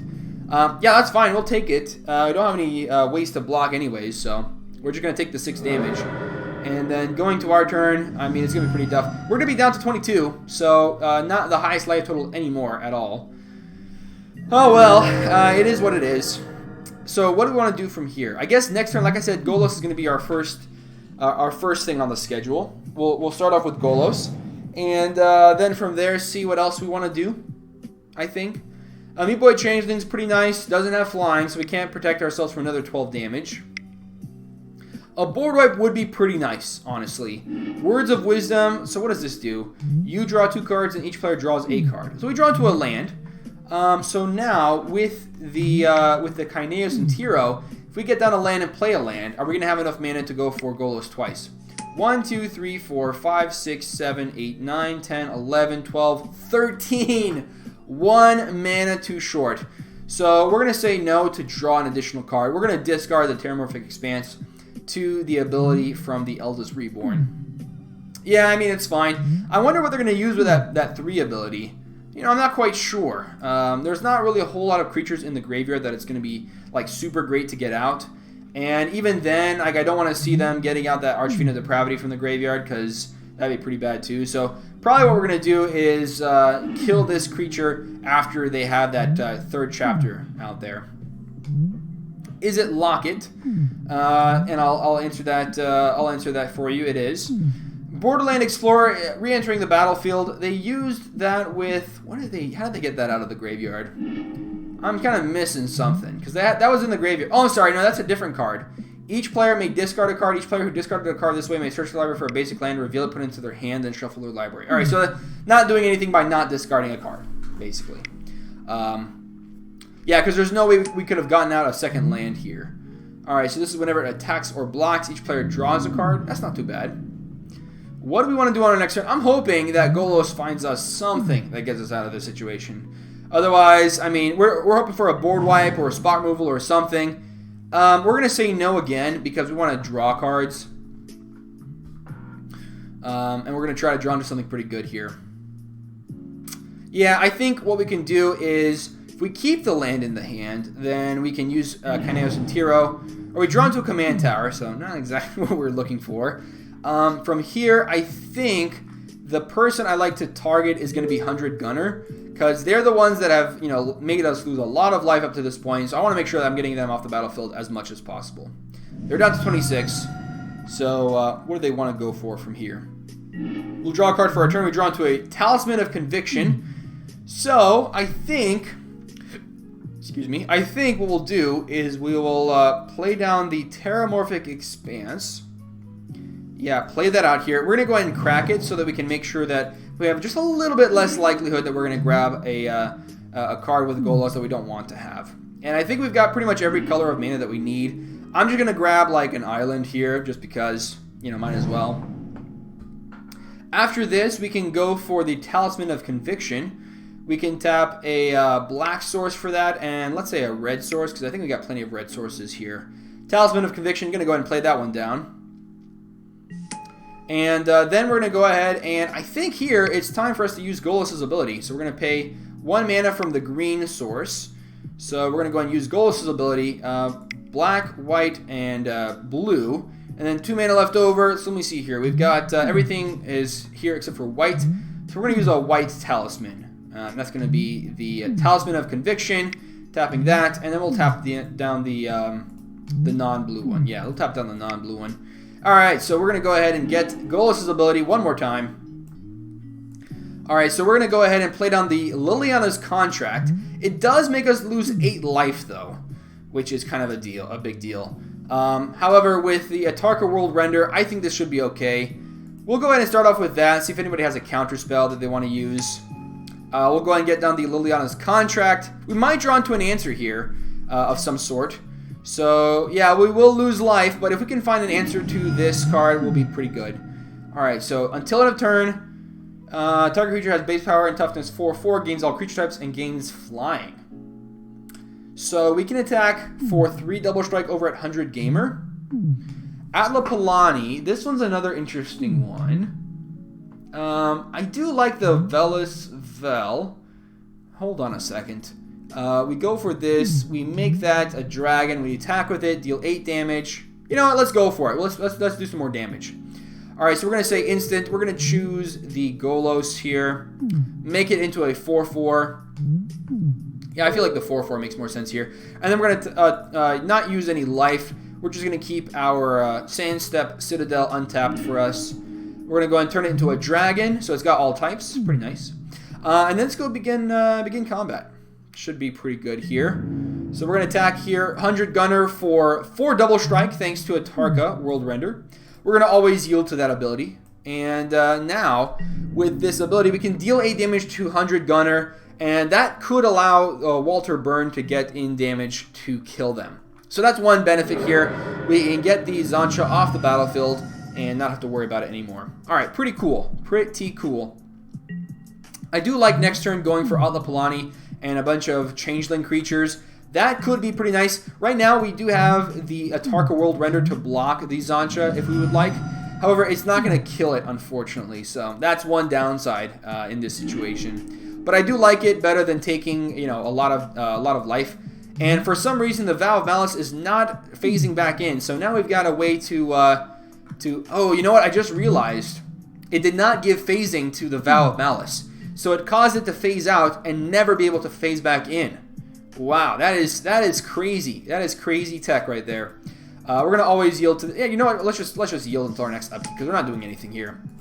Oh wow, Vow doesn't phase back in, thanks to it not getting phasing, since it wasn't a permanent that Walter controlled, but was a permanent attached to a permanent Walter controls. And I'm misspelling stuff here, but that's fine. They get the idea. All right, so Walter Burn, what do they want to do here on their turn? If they decide to attack us with that Zancha, hey, we can block and not lose the game. With the Liliana's contract, I don't think anybody's going to see us as being able to win. I don't know. Maybe they do. We'll see if we have enough blockers on our next turns where that, you know, we can make sure that we survive for a while. Atlapalani is pretty nice in that we can kind of chain through shapeshifters in a way that makes them not be dead. All right, so each one is going to discard a card here. I think the card's discard is the sort of the animist. The lands actually matter. They actually help us out. Next turn, if we get down a land from the Kaineas and Tira, we can play a land and double Golos. That sounds pretty good to me. And if we don't want to go for the cards from our hand. Which, you know what, if you've got Golos, might as well go for double Golos, right? You really don't want to... You don't want to be using cards from the hand when you have the option to go for Golos abilities. We can even use the first ability from Golos to play a land to go for the second ability from Golos, which is pretty sweet if you ask me. All right, so what does Walter Burn decide to do? What's going to be their decision? They made everybody discard. What's a good creature card in a graveyard? Blood Feud is in a graveyard here. Interesting choice. Interesting card because it can get rid of 2 creatures at the same time if they both attack. Like if you choose 2 opponents' creatures, that's pretty cool. If they could kill each other, then you can make them do that. Let's see what Walter Burn decides to go for. They're using a lot of things here. They have a lot of mana. They have not been able to gain any life from the Archfiend of Depravity. And I think if I were them, I'd be wanting to get rid of Mind's Dilation. If I were them, I'd be wanting to get rid of the 100 Gunner before I lose to more life loss stuff. But let's see if that's actually what they want to go for. If they want to kill us, I mean, that's definitely a huge part of what could be a viable option here. Right now, we don't have any demons out there, but they, very easily we could get some out there. So we'll say here, remember, the Fiend is opponents only. So I want to make sure they're attacking here for the full 18 and not leaving it halfway. And it looks like that might be what they're doing here. They haven't attacked for the full amount. They are attacking us with 5 damage, and I guess now is the time to trade with the Zancha. That way we don't have to worry about being attacked for many more turns. However, 100 Gunner could probably just play it out on their next turn. And Walter Burns says, yeah, so they're deciding if they actually want to kill Creven or if they want to kill 100 Gunner. Looks like they're going to attack this way. Maybe they're adding some more creatures to both of these piles. So they're going to attack us for another 1. Ooh, that is a bit rough. I think we will block the Zancha. So they're going to get to draw a card. And then, obviously Creven here will get to draw a card as well. Yeah, a pretty good card if you have a creature that has to attack. Not very often that it's the case, but I think the curse is also pretty good in a lot of situations. I've wanted to add it into decks, but I've just always felt like, it's going to come down and no one's going to be in a deck that's going to want to attack. So you want to have it in a deck that attacks, and just none of my blue decks attack, so. Alright, so we're going to go ahead and block the Zancha here. Not going to do anything with it anyways, so just going to let that go away. On our next turn, I do like the idea of getting down a bunch of the cards from our hand, but like I said, double Golos, it's pretty hard to disagree with that. We're drawing into a lot more land, so also not really tempting us to play out our hand at all. And that also means that with Kaineos and Tiro, we really don't need to draw more cards. The ramp seems a little bit more helpful for us. Alright, so what does 100 Gunner do on their turn? We're down to 13. We're about to be down to 12, thanks to the ability from the Archfiend of Depravity. The Eternal Witness is going to come down and return something from their graveyard. They're going to return the Paradox Haze from their graveyard onto the battlefield.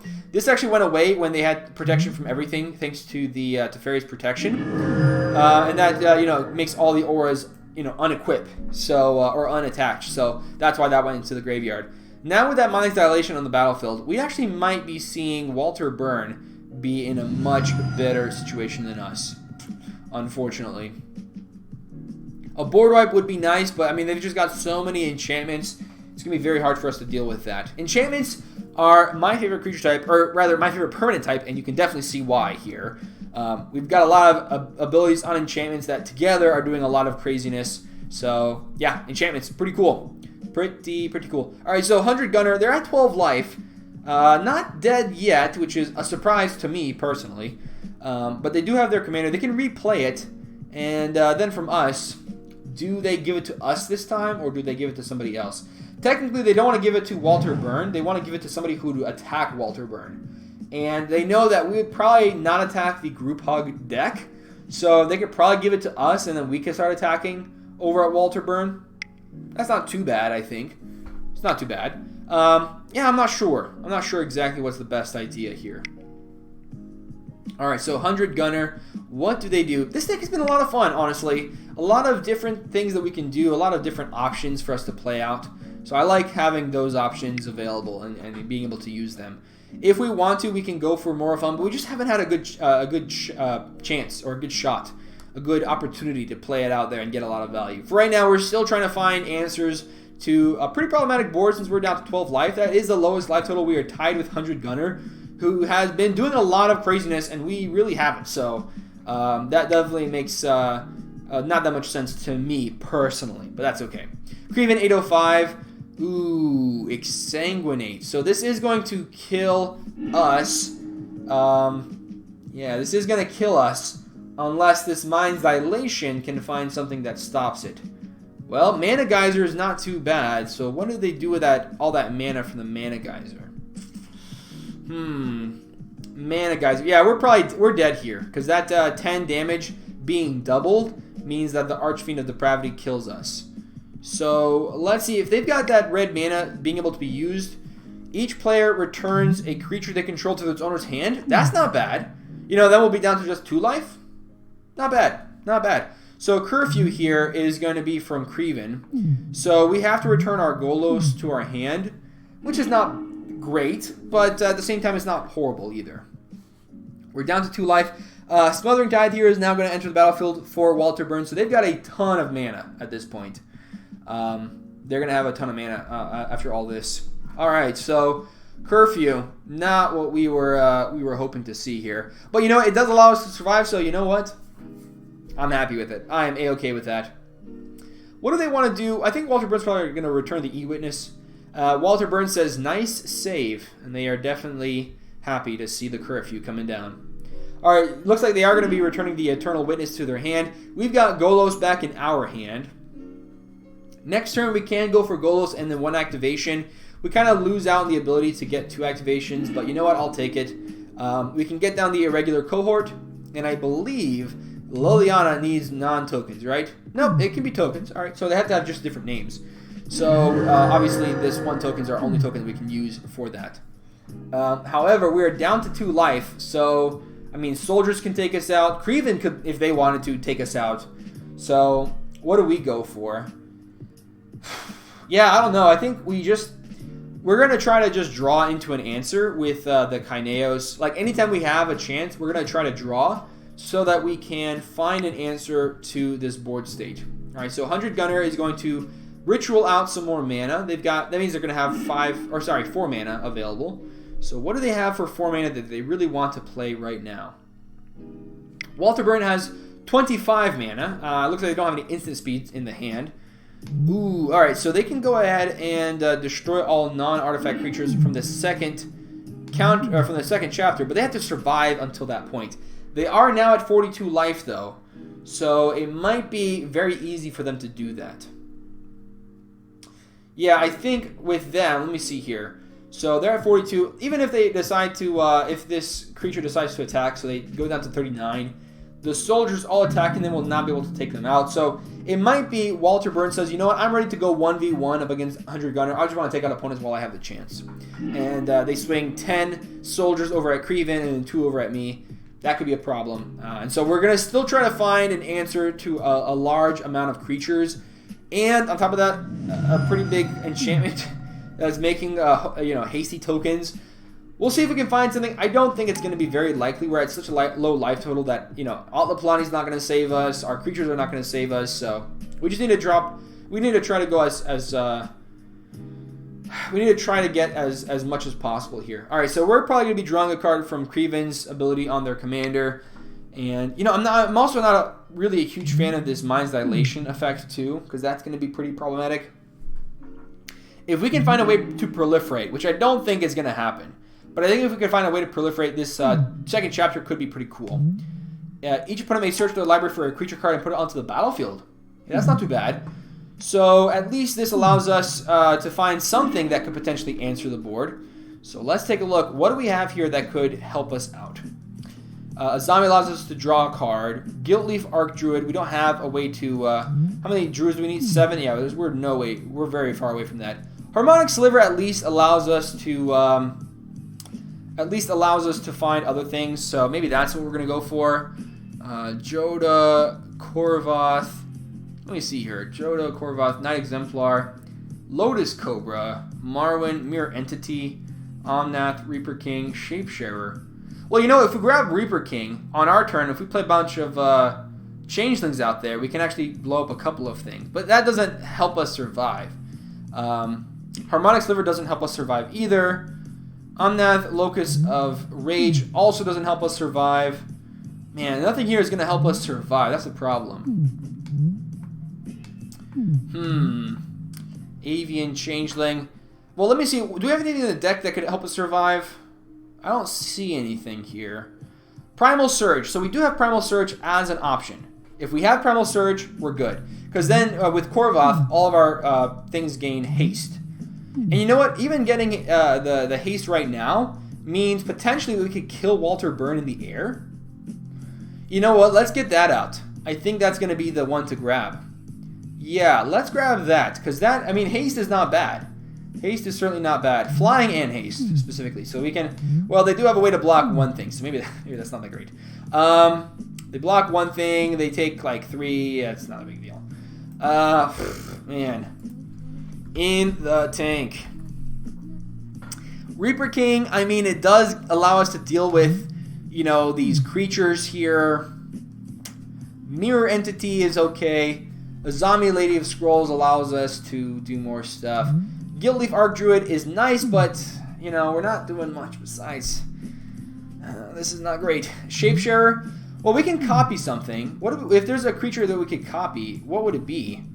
No, I don't see anything that we would want to copy in terms of creature. Joda Archmage Eternal can make our things cost, be pretty much free. Karen Wanderer is not going to be doing much. Yeah, we're just going to go for the We're going to go for the haste here. Lotus Cobra? No. Mirror Entity. You know, let's go for the haste because this allows us to potentially get a win more easily than any other. So we're going to go for that and see if we can actually get there. Whew. Oh boy, this is getting intense. This is getting intense for sure. All right, so this is going to have the ability to attack on our turn. It's got flying and haste. It's going to be 3 powered, so this creates, let's see, 1, 2, 3, 4, 5.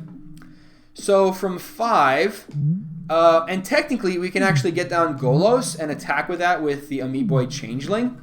Or we can get down Morophon. I like getting down Morophon. Morophon seems pretty cool. We get down Morophon first, and then we say, like, well, we'll say Ninja for sure, because everything is a Ninja here. So we'll say Ninja. We can get down Atlapalani and the Amoeboid Changeling. We can give all the ability to Atlapalani so we can attack for 2 more damage.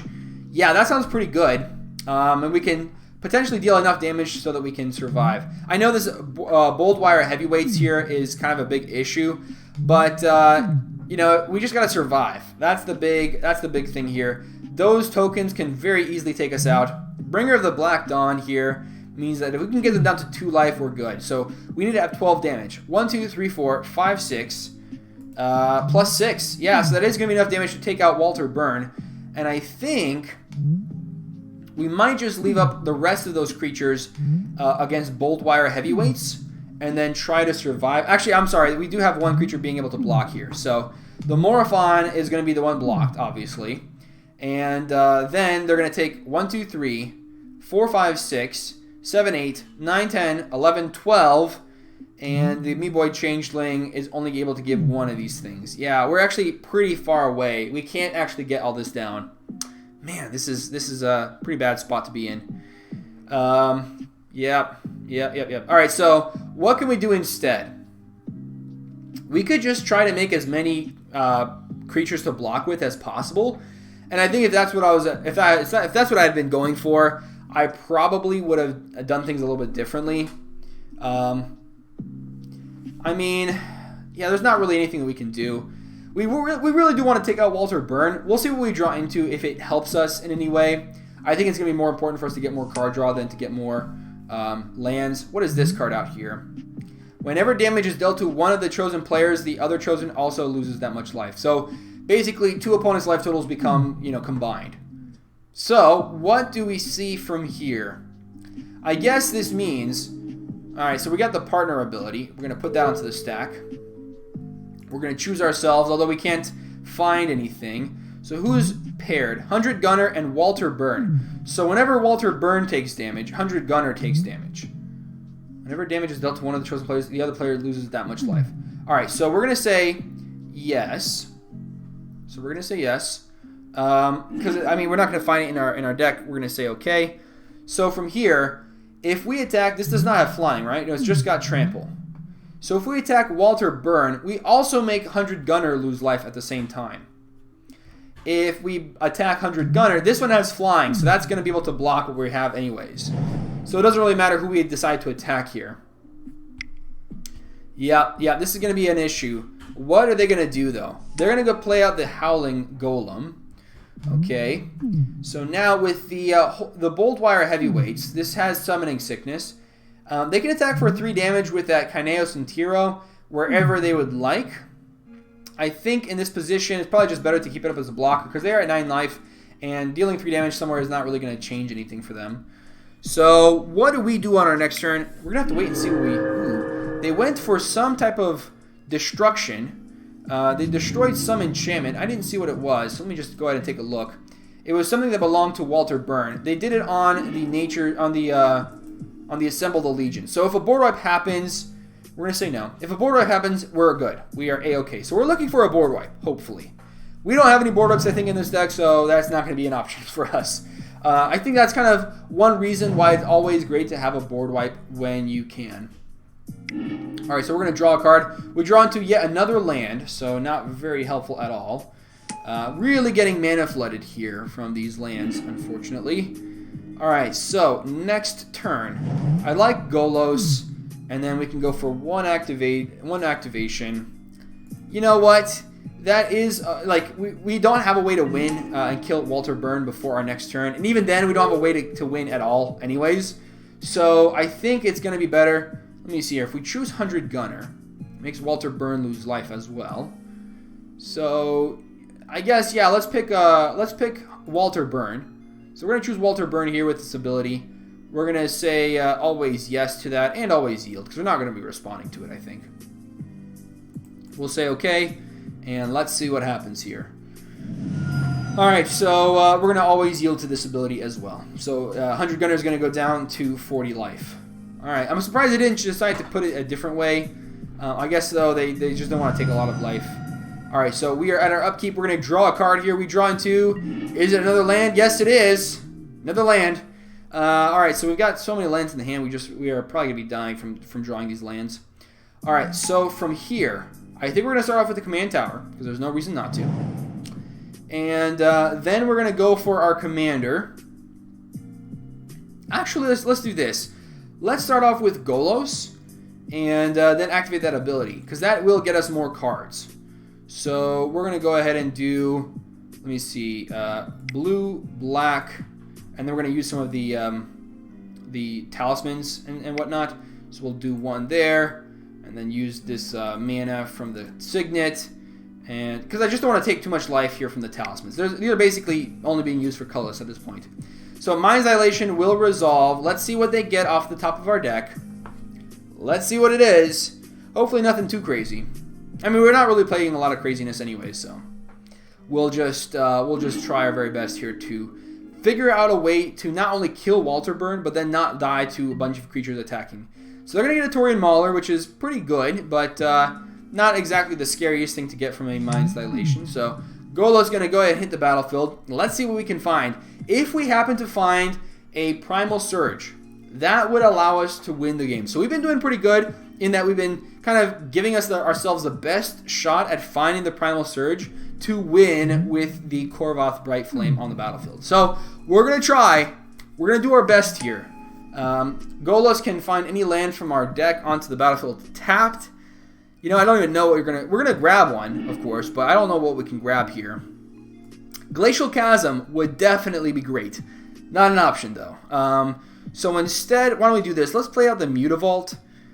It will enter tapped, but maybe having an additional creature would be helpful for some reason. So we'll get down the Mutavault tapped, and then we'll go ahead and activate the Golos. So blue, white, black, green, and red. And then 1 mana from the Talisman, and then 1 mana from the non-blue producing land. Alright, so Golos, tell me what you got. We've got only 1 creature here. We're going to go ahead and cast it. Yeah, a lot of lands. I think we'll just follow this up with, yeah, we'll go and always yield to that ability. I think we're just going to follow it up with an Amoeboid Changeling, and then hopefully opponents don't attack us. That's what we're going to be trying to get. Alright, so our other knights will be indestructible. Right now we don't have any knights out in the battlefield, so not going to be very helpful. Well, actually, no, we're going to get the Amoeboid Changeling out there, so that will allow us to have at least 1 indestructible thing, right? Better than nothing. Alright, so now we've got 1 indestructible thing. We've also got a way to make something else indestructible as well. So maybe we've got a better way to do this. I mean, First Strike's not bad. Indestructible and First Strike together could be pretty helpful. I don't know. We'll see. I think the Amoeboid Changeling, it's going to be helpful that we've got the haste, because now we can respond to a creature, or to someone trying to blow up one of our creatures. We can use it to, keep around the Knight Exemplar or something along those lines. Alright, so that's pretty much it for our turn. Not doing pretty good on the Golos ability, unfortunately.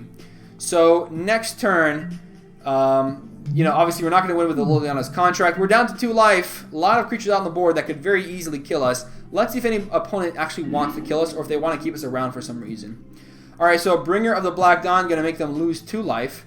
For right now, they're going to try to find a way to deal with a Sower of Discord. I think with that Bringer of the Black Dawn, it's going to be pretty easy to do. They just get something that destroys it. And then from there, if they can have enough power on the board to kill 100 Gunner, they don't have to worry about this activated, or this triggered ability, rather. They're going to deal 1 damage to 100 Gunner, which is going to deal them 1 damage as well. Yep, I mean, we're going to try to win this game best that we can do. And we're going to keep, yielding as we need to with the Meat Boy Changeling. The fact that we can save any one of our creatures is pretty nice. I think if there was a board wipe that could blow up the entire board, which there is about to be, as a matter of fact, I think I will use it in response to save the Korvoth, because we're going to always yield to this ability. And I guess we're going to always yield to this one as well. I would use it to save the Korvoth because I want to keep the haste enabler and the flying enabler both on the battlefield while I have the opportunity. I don't want to see my creatures dying from an effect that I could get around, even though, yes, I can protect the Knight Exemplar and kind of keep the thing that's giving indestructible out on the battlefield.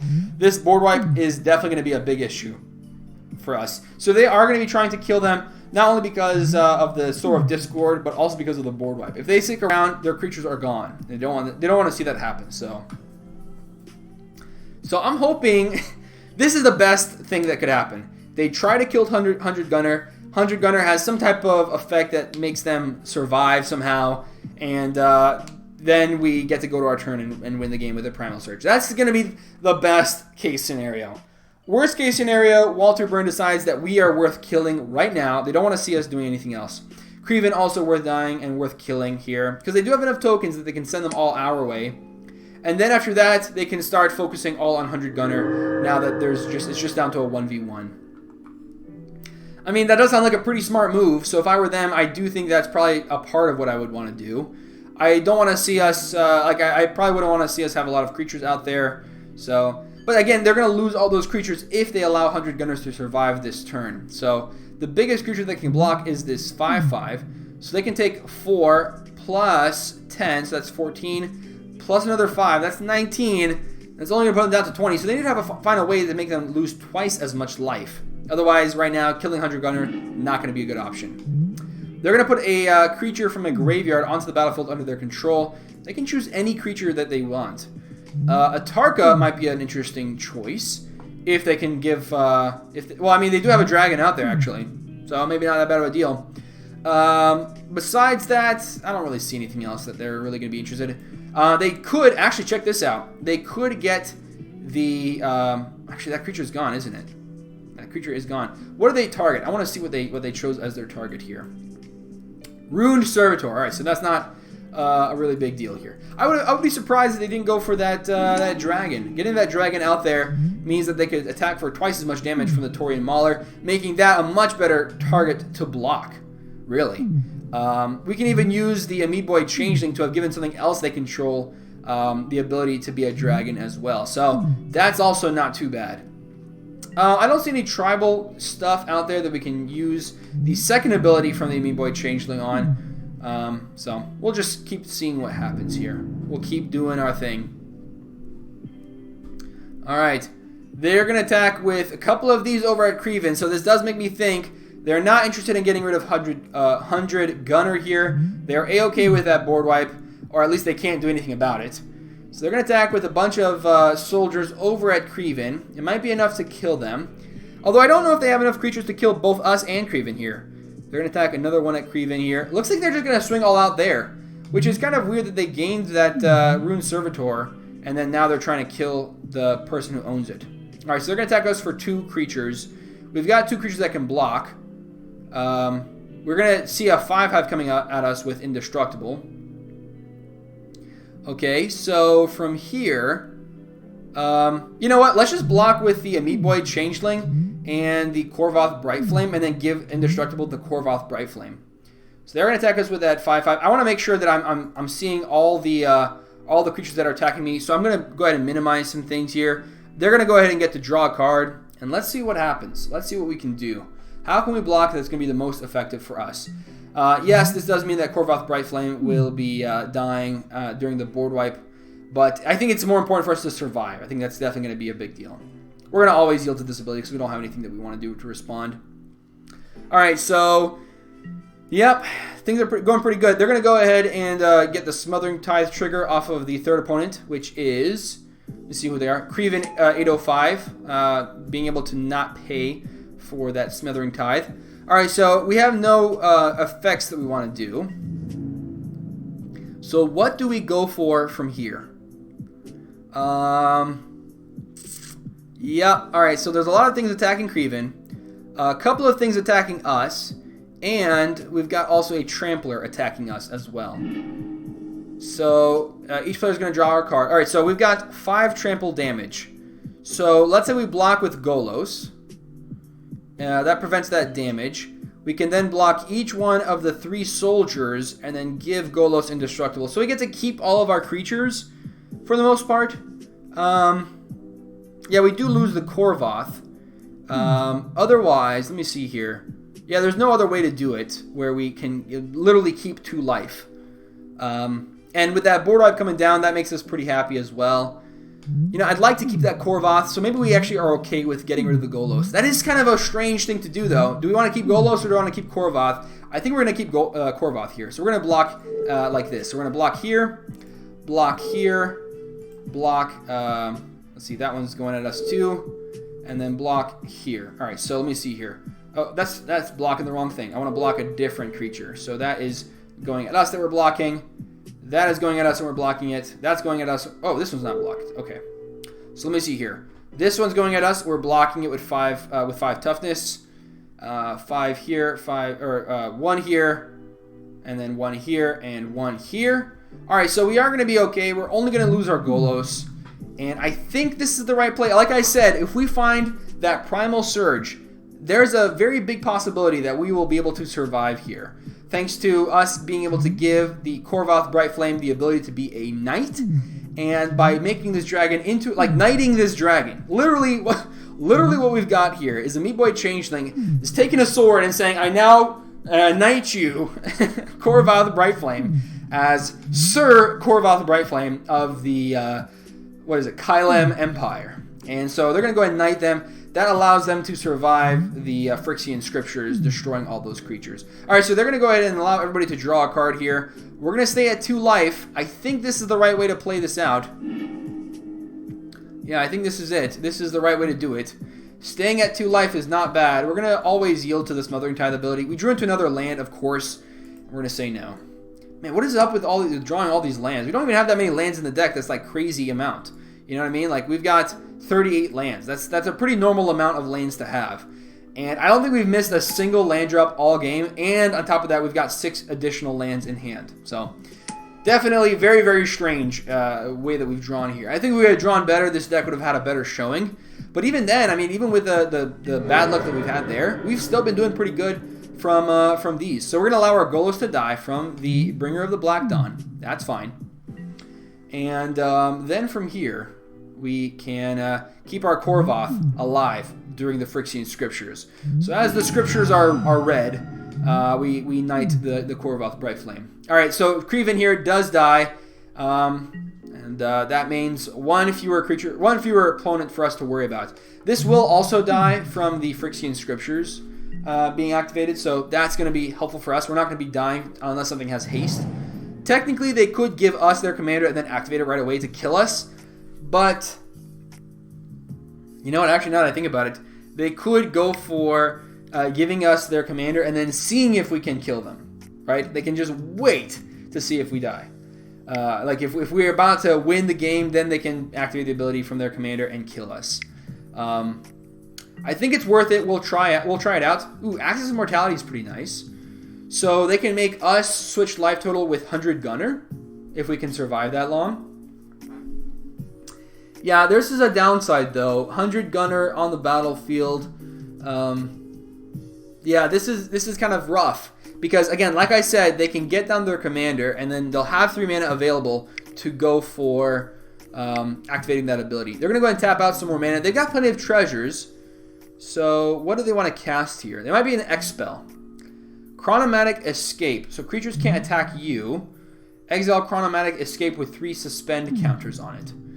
Okay, so yeah, this does make it a little bit harder for us to attack them on our next turn. So their creatures will die, and then on their turn. All right, so what's going to happen here is 100 Gunner is not going to be able to find a way to make Walter Burn die except with their commander, because I'm pretty sure they're not going to be able to make a big board state of creatures for a while.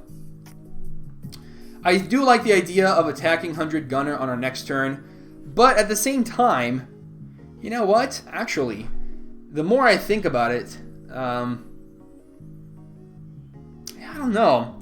Do I want to keep the Knight Exemplar now instead? Since they can't be attacked with creatures and we're about to see a board wipe? You know what? Actually, maybe.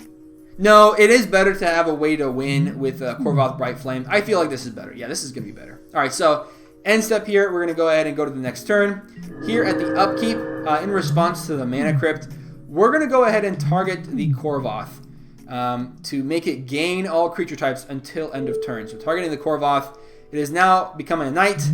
It's going to be all creature types here. That gives it a +1/+1 also, and gives it indestructible. So not too bad either from that aspect. So the Phyrexian Scriptures will destroy pretty much everything else, and that makes me very happy for sure. Does that make them artifact creatures? No. It does, however, make them knights.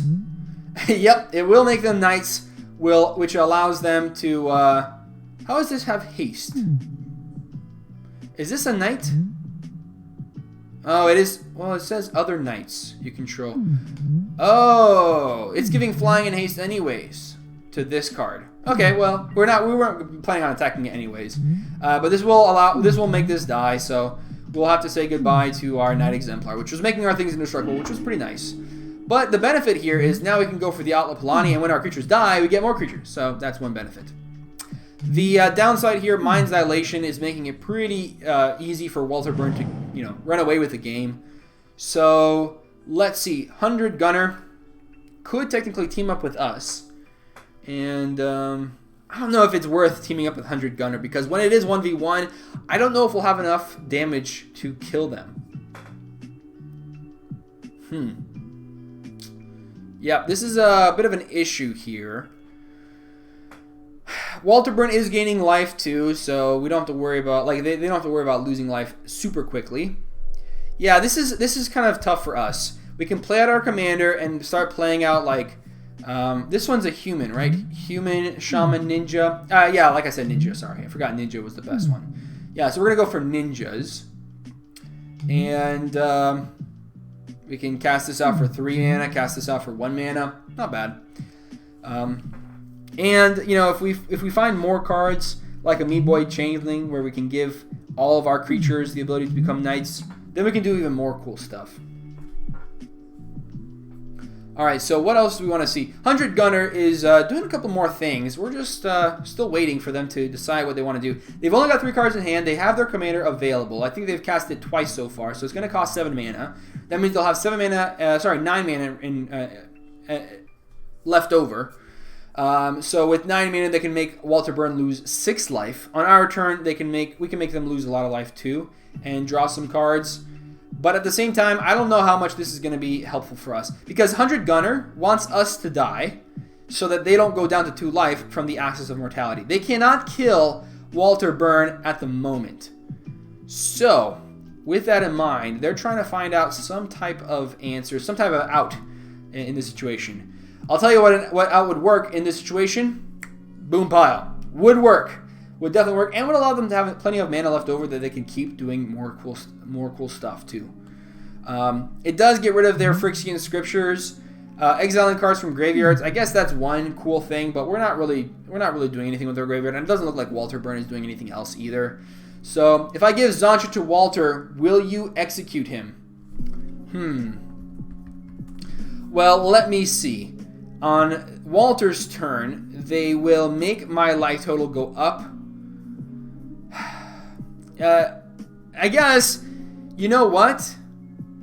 Why don't we do this? If they give it to me, they kill me. Yeah, so I'll say yes. I'll say yes. I will kill him before your next turn. So I'm saying it this way because I want to let them have the ability from the Axis of Mortality to switch the life total with 100 Gunner. I'll put a little smiley face so they don't kind of read into it too much. I feel like if you were trying to be a little bit more political, you wouldn't kind of distract your opponent with the smiley face. Alright, so I'm thinking, hopefully they don't read too much into it. I do want to allow the Axis of Mortality to make me switch life totals with 100 Gunner. Although Walter Burn could very easily allow them they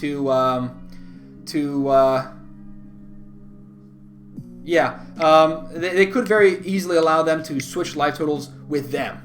And if that's what they decide to do, then we will kill Walter Burn. All right, so Zancha Sleeper Agent's going to go over to Walter Burn's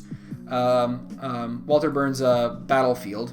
They can pay, it looks like 1, 2, 3, 4 times.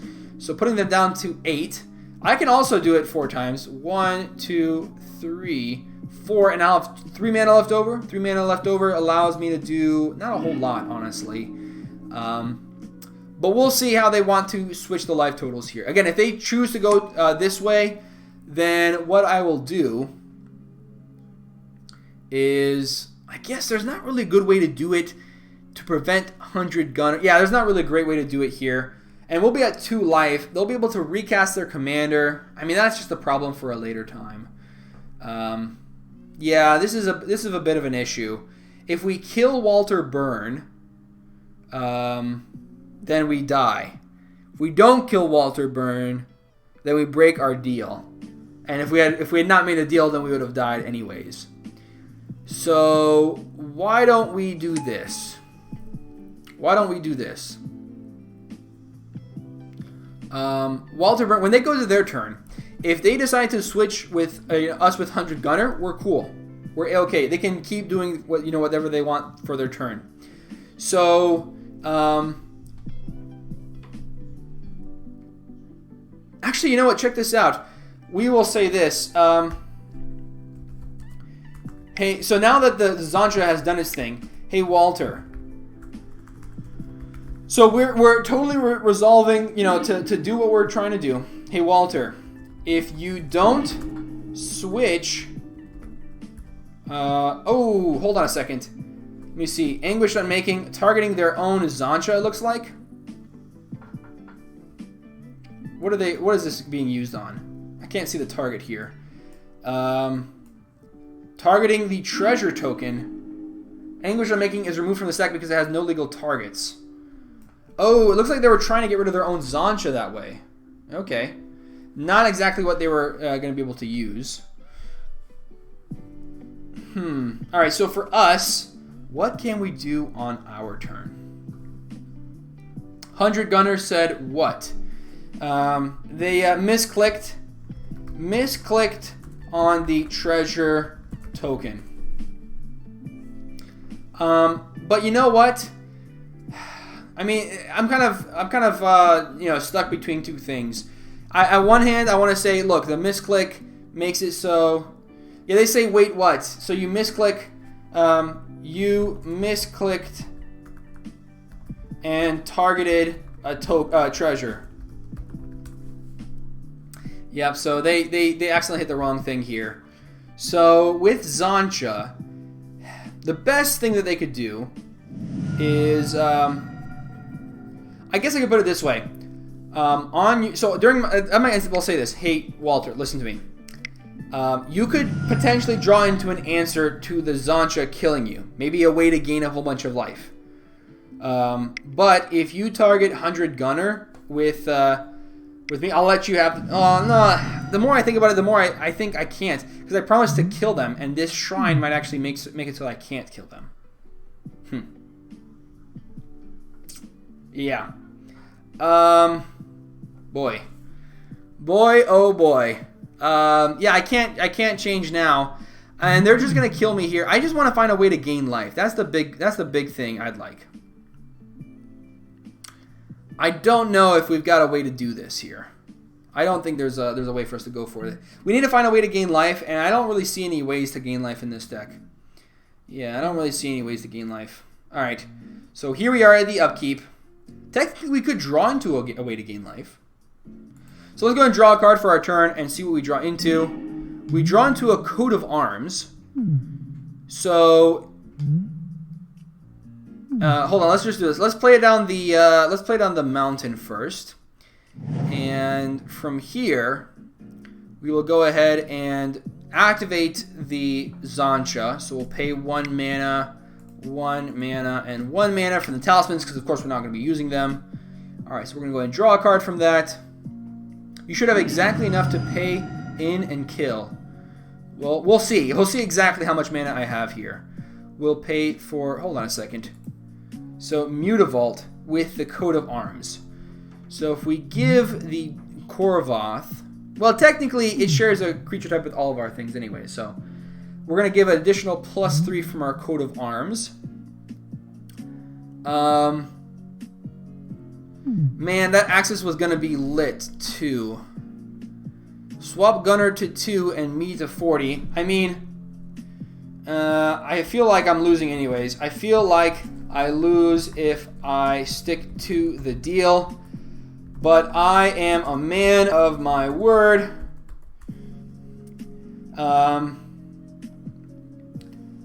Gunner, if you would like, I would appreciate one more turn to try to see if I can win. Hold on, to see if. How about this? Let me put it this way. So I'm gonna say this. I'm gonna try to win this game out of asking my opponent for a reasonable request. Okay, how about this? Since you can just cast Zancha and win. Well, hold on a second.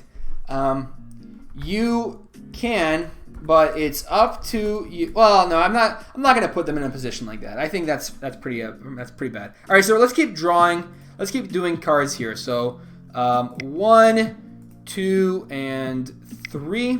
For the next ability, we'll draw a card, putting them down to, it looks like we'll be putting them down to 0. 1, 2, 3, 4, 5, 6, 7, 8, 9, 10. So we do have enough mana to play out the Damia Signet first. We'll go ahead and tap this for 1 mana. We'll play out 1 mana here as well. Hold on a second. We need to do this 3 more times. So we have 1 mana left over. Yeah, so we're just going to be going for the Damia Signet. No reason to do it any other way. So pay 1 mana here. Tapping 1 mana from the Mutavault, paying 2 mana from that. Damia Signet, getting that down. Alright, they're going to go ahead and get to cast a card here from the Mind's Dilation. So let's see if they find a way to kill the Zancha. They find a way to kill the Zancha. I mean, that would work. Would definitely work. Give me that heal off the top. It would be a way to win. Would definitely be a way to win. They got a Soul Ring. Alright, so not exactly what they were looking for. We will say okay. And, alright, so Damia Signet's going to go ahead and come down. Yeah, I think... I mean, no matter what they decide to do here, they're gonna be dead. So I guess we kind of have to do it this way.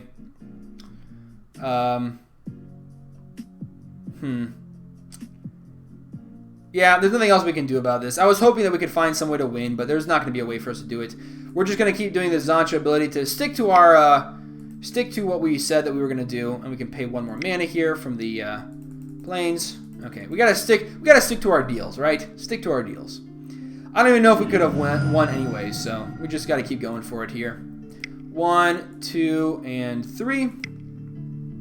Now, technically, 100 Gunner has 2 more mana. We draw into 1 more thing. Yeah, so it doesn't even look like we would have been able to have the win anyways. Because they would have just...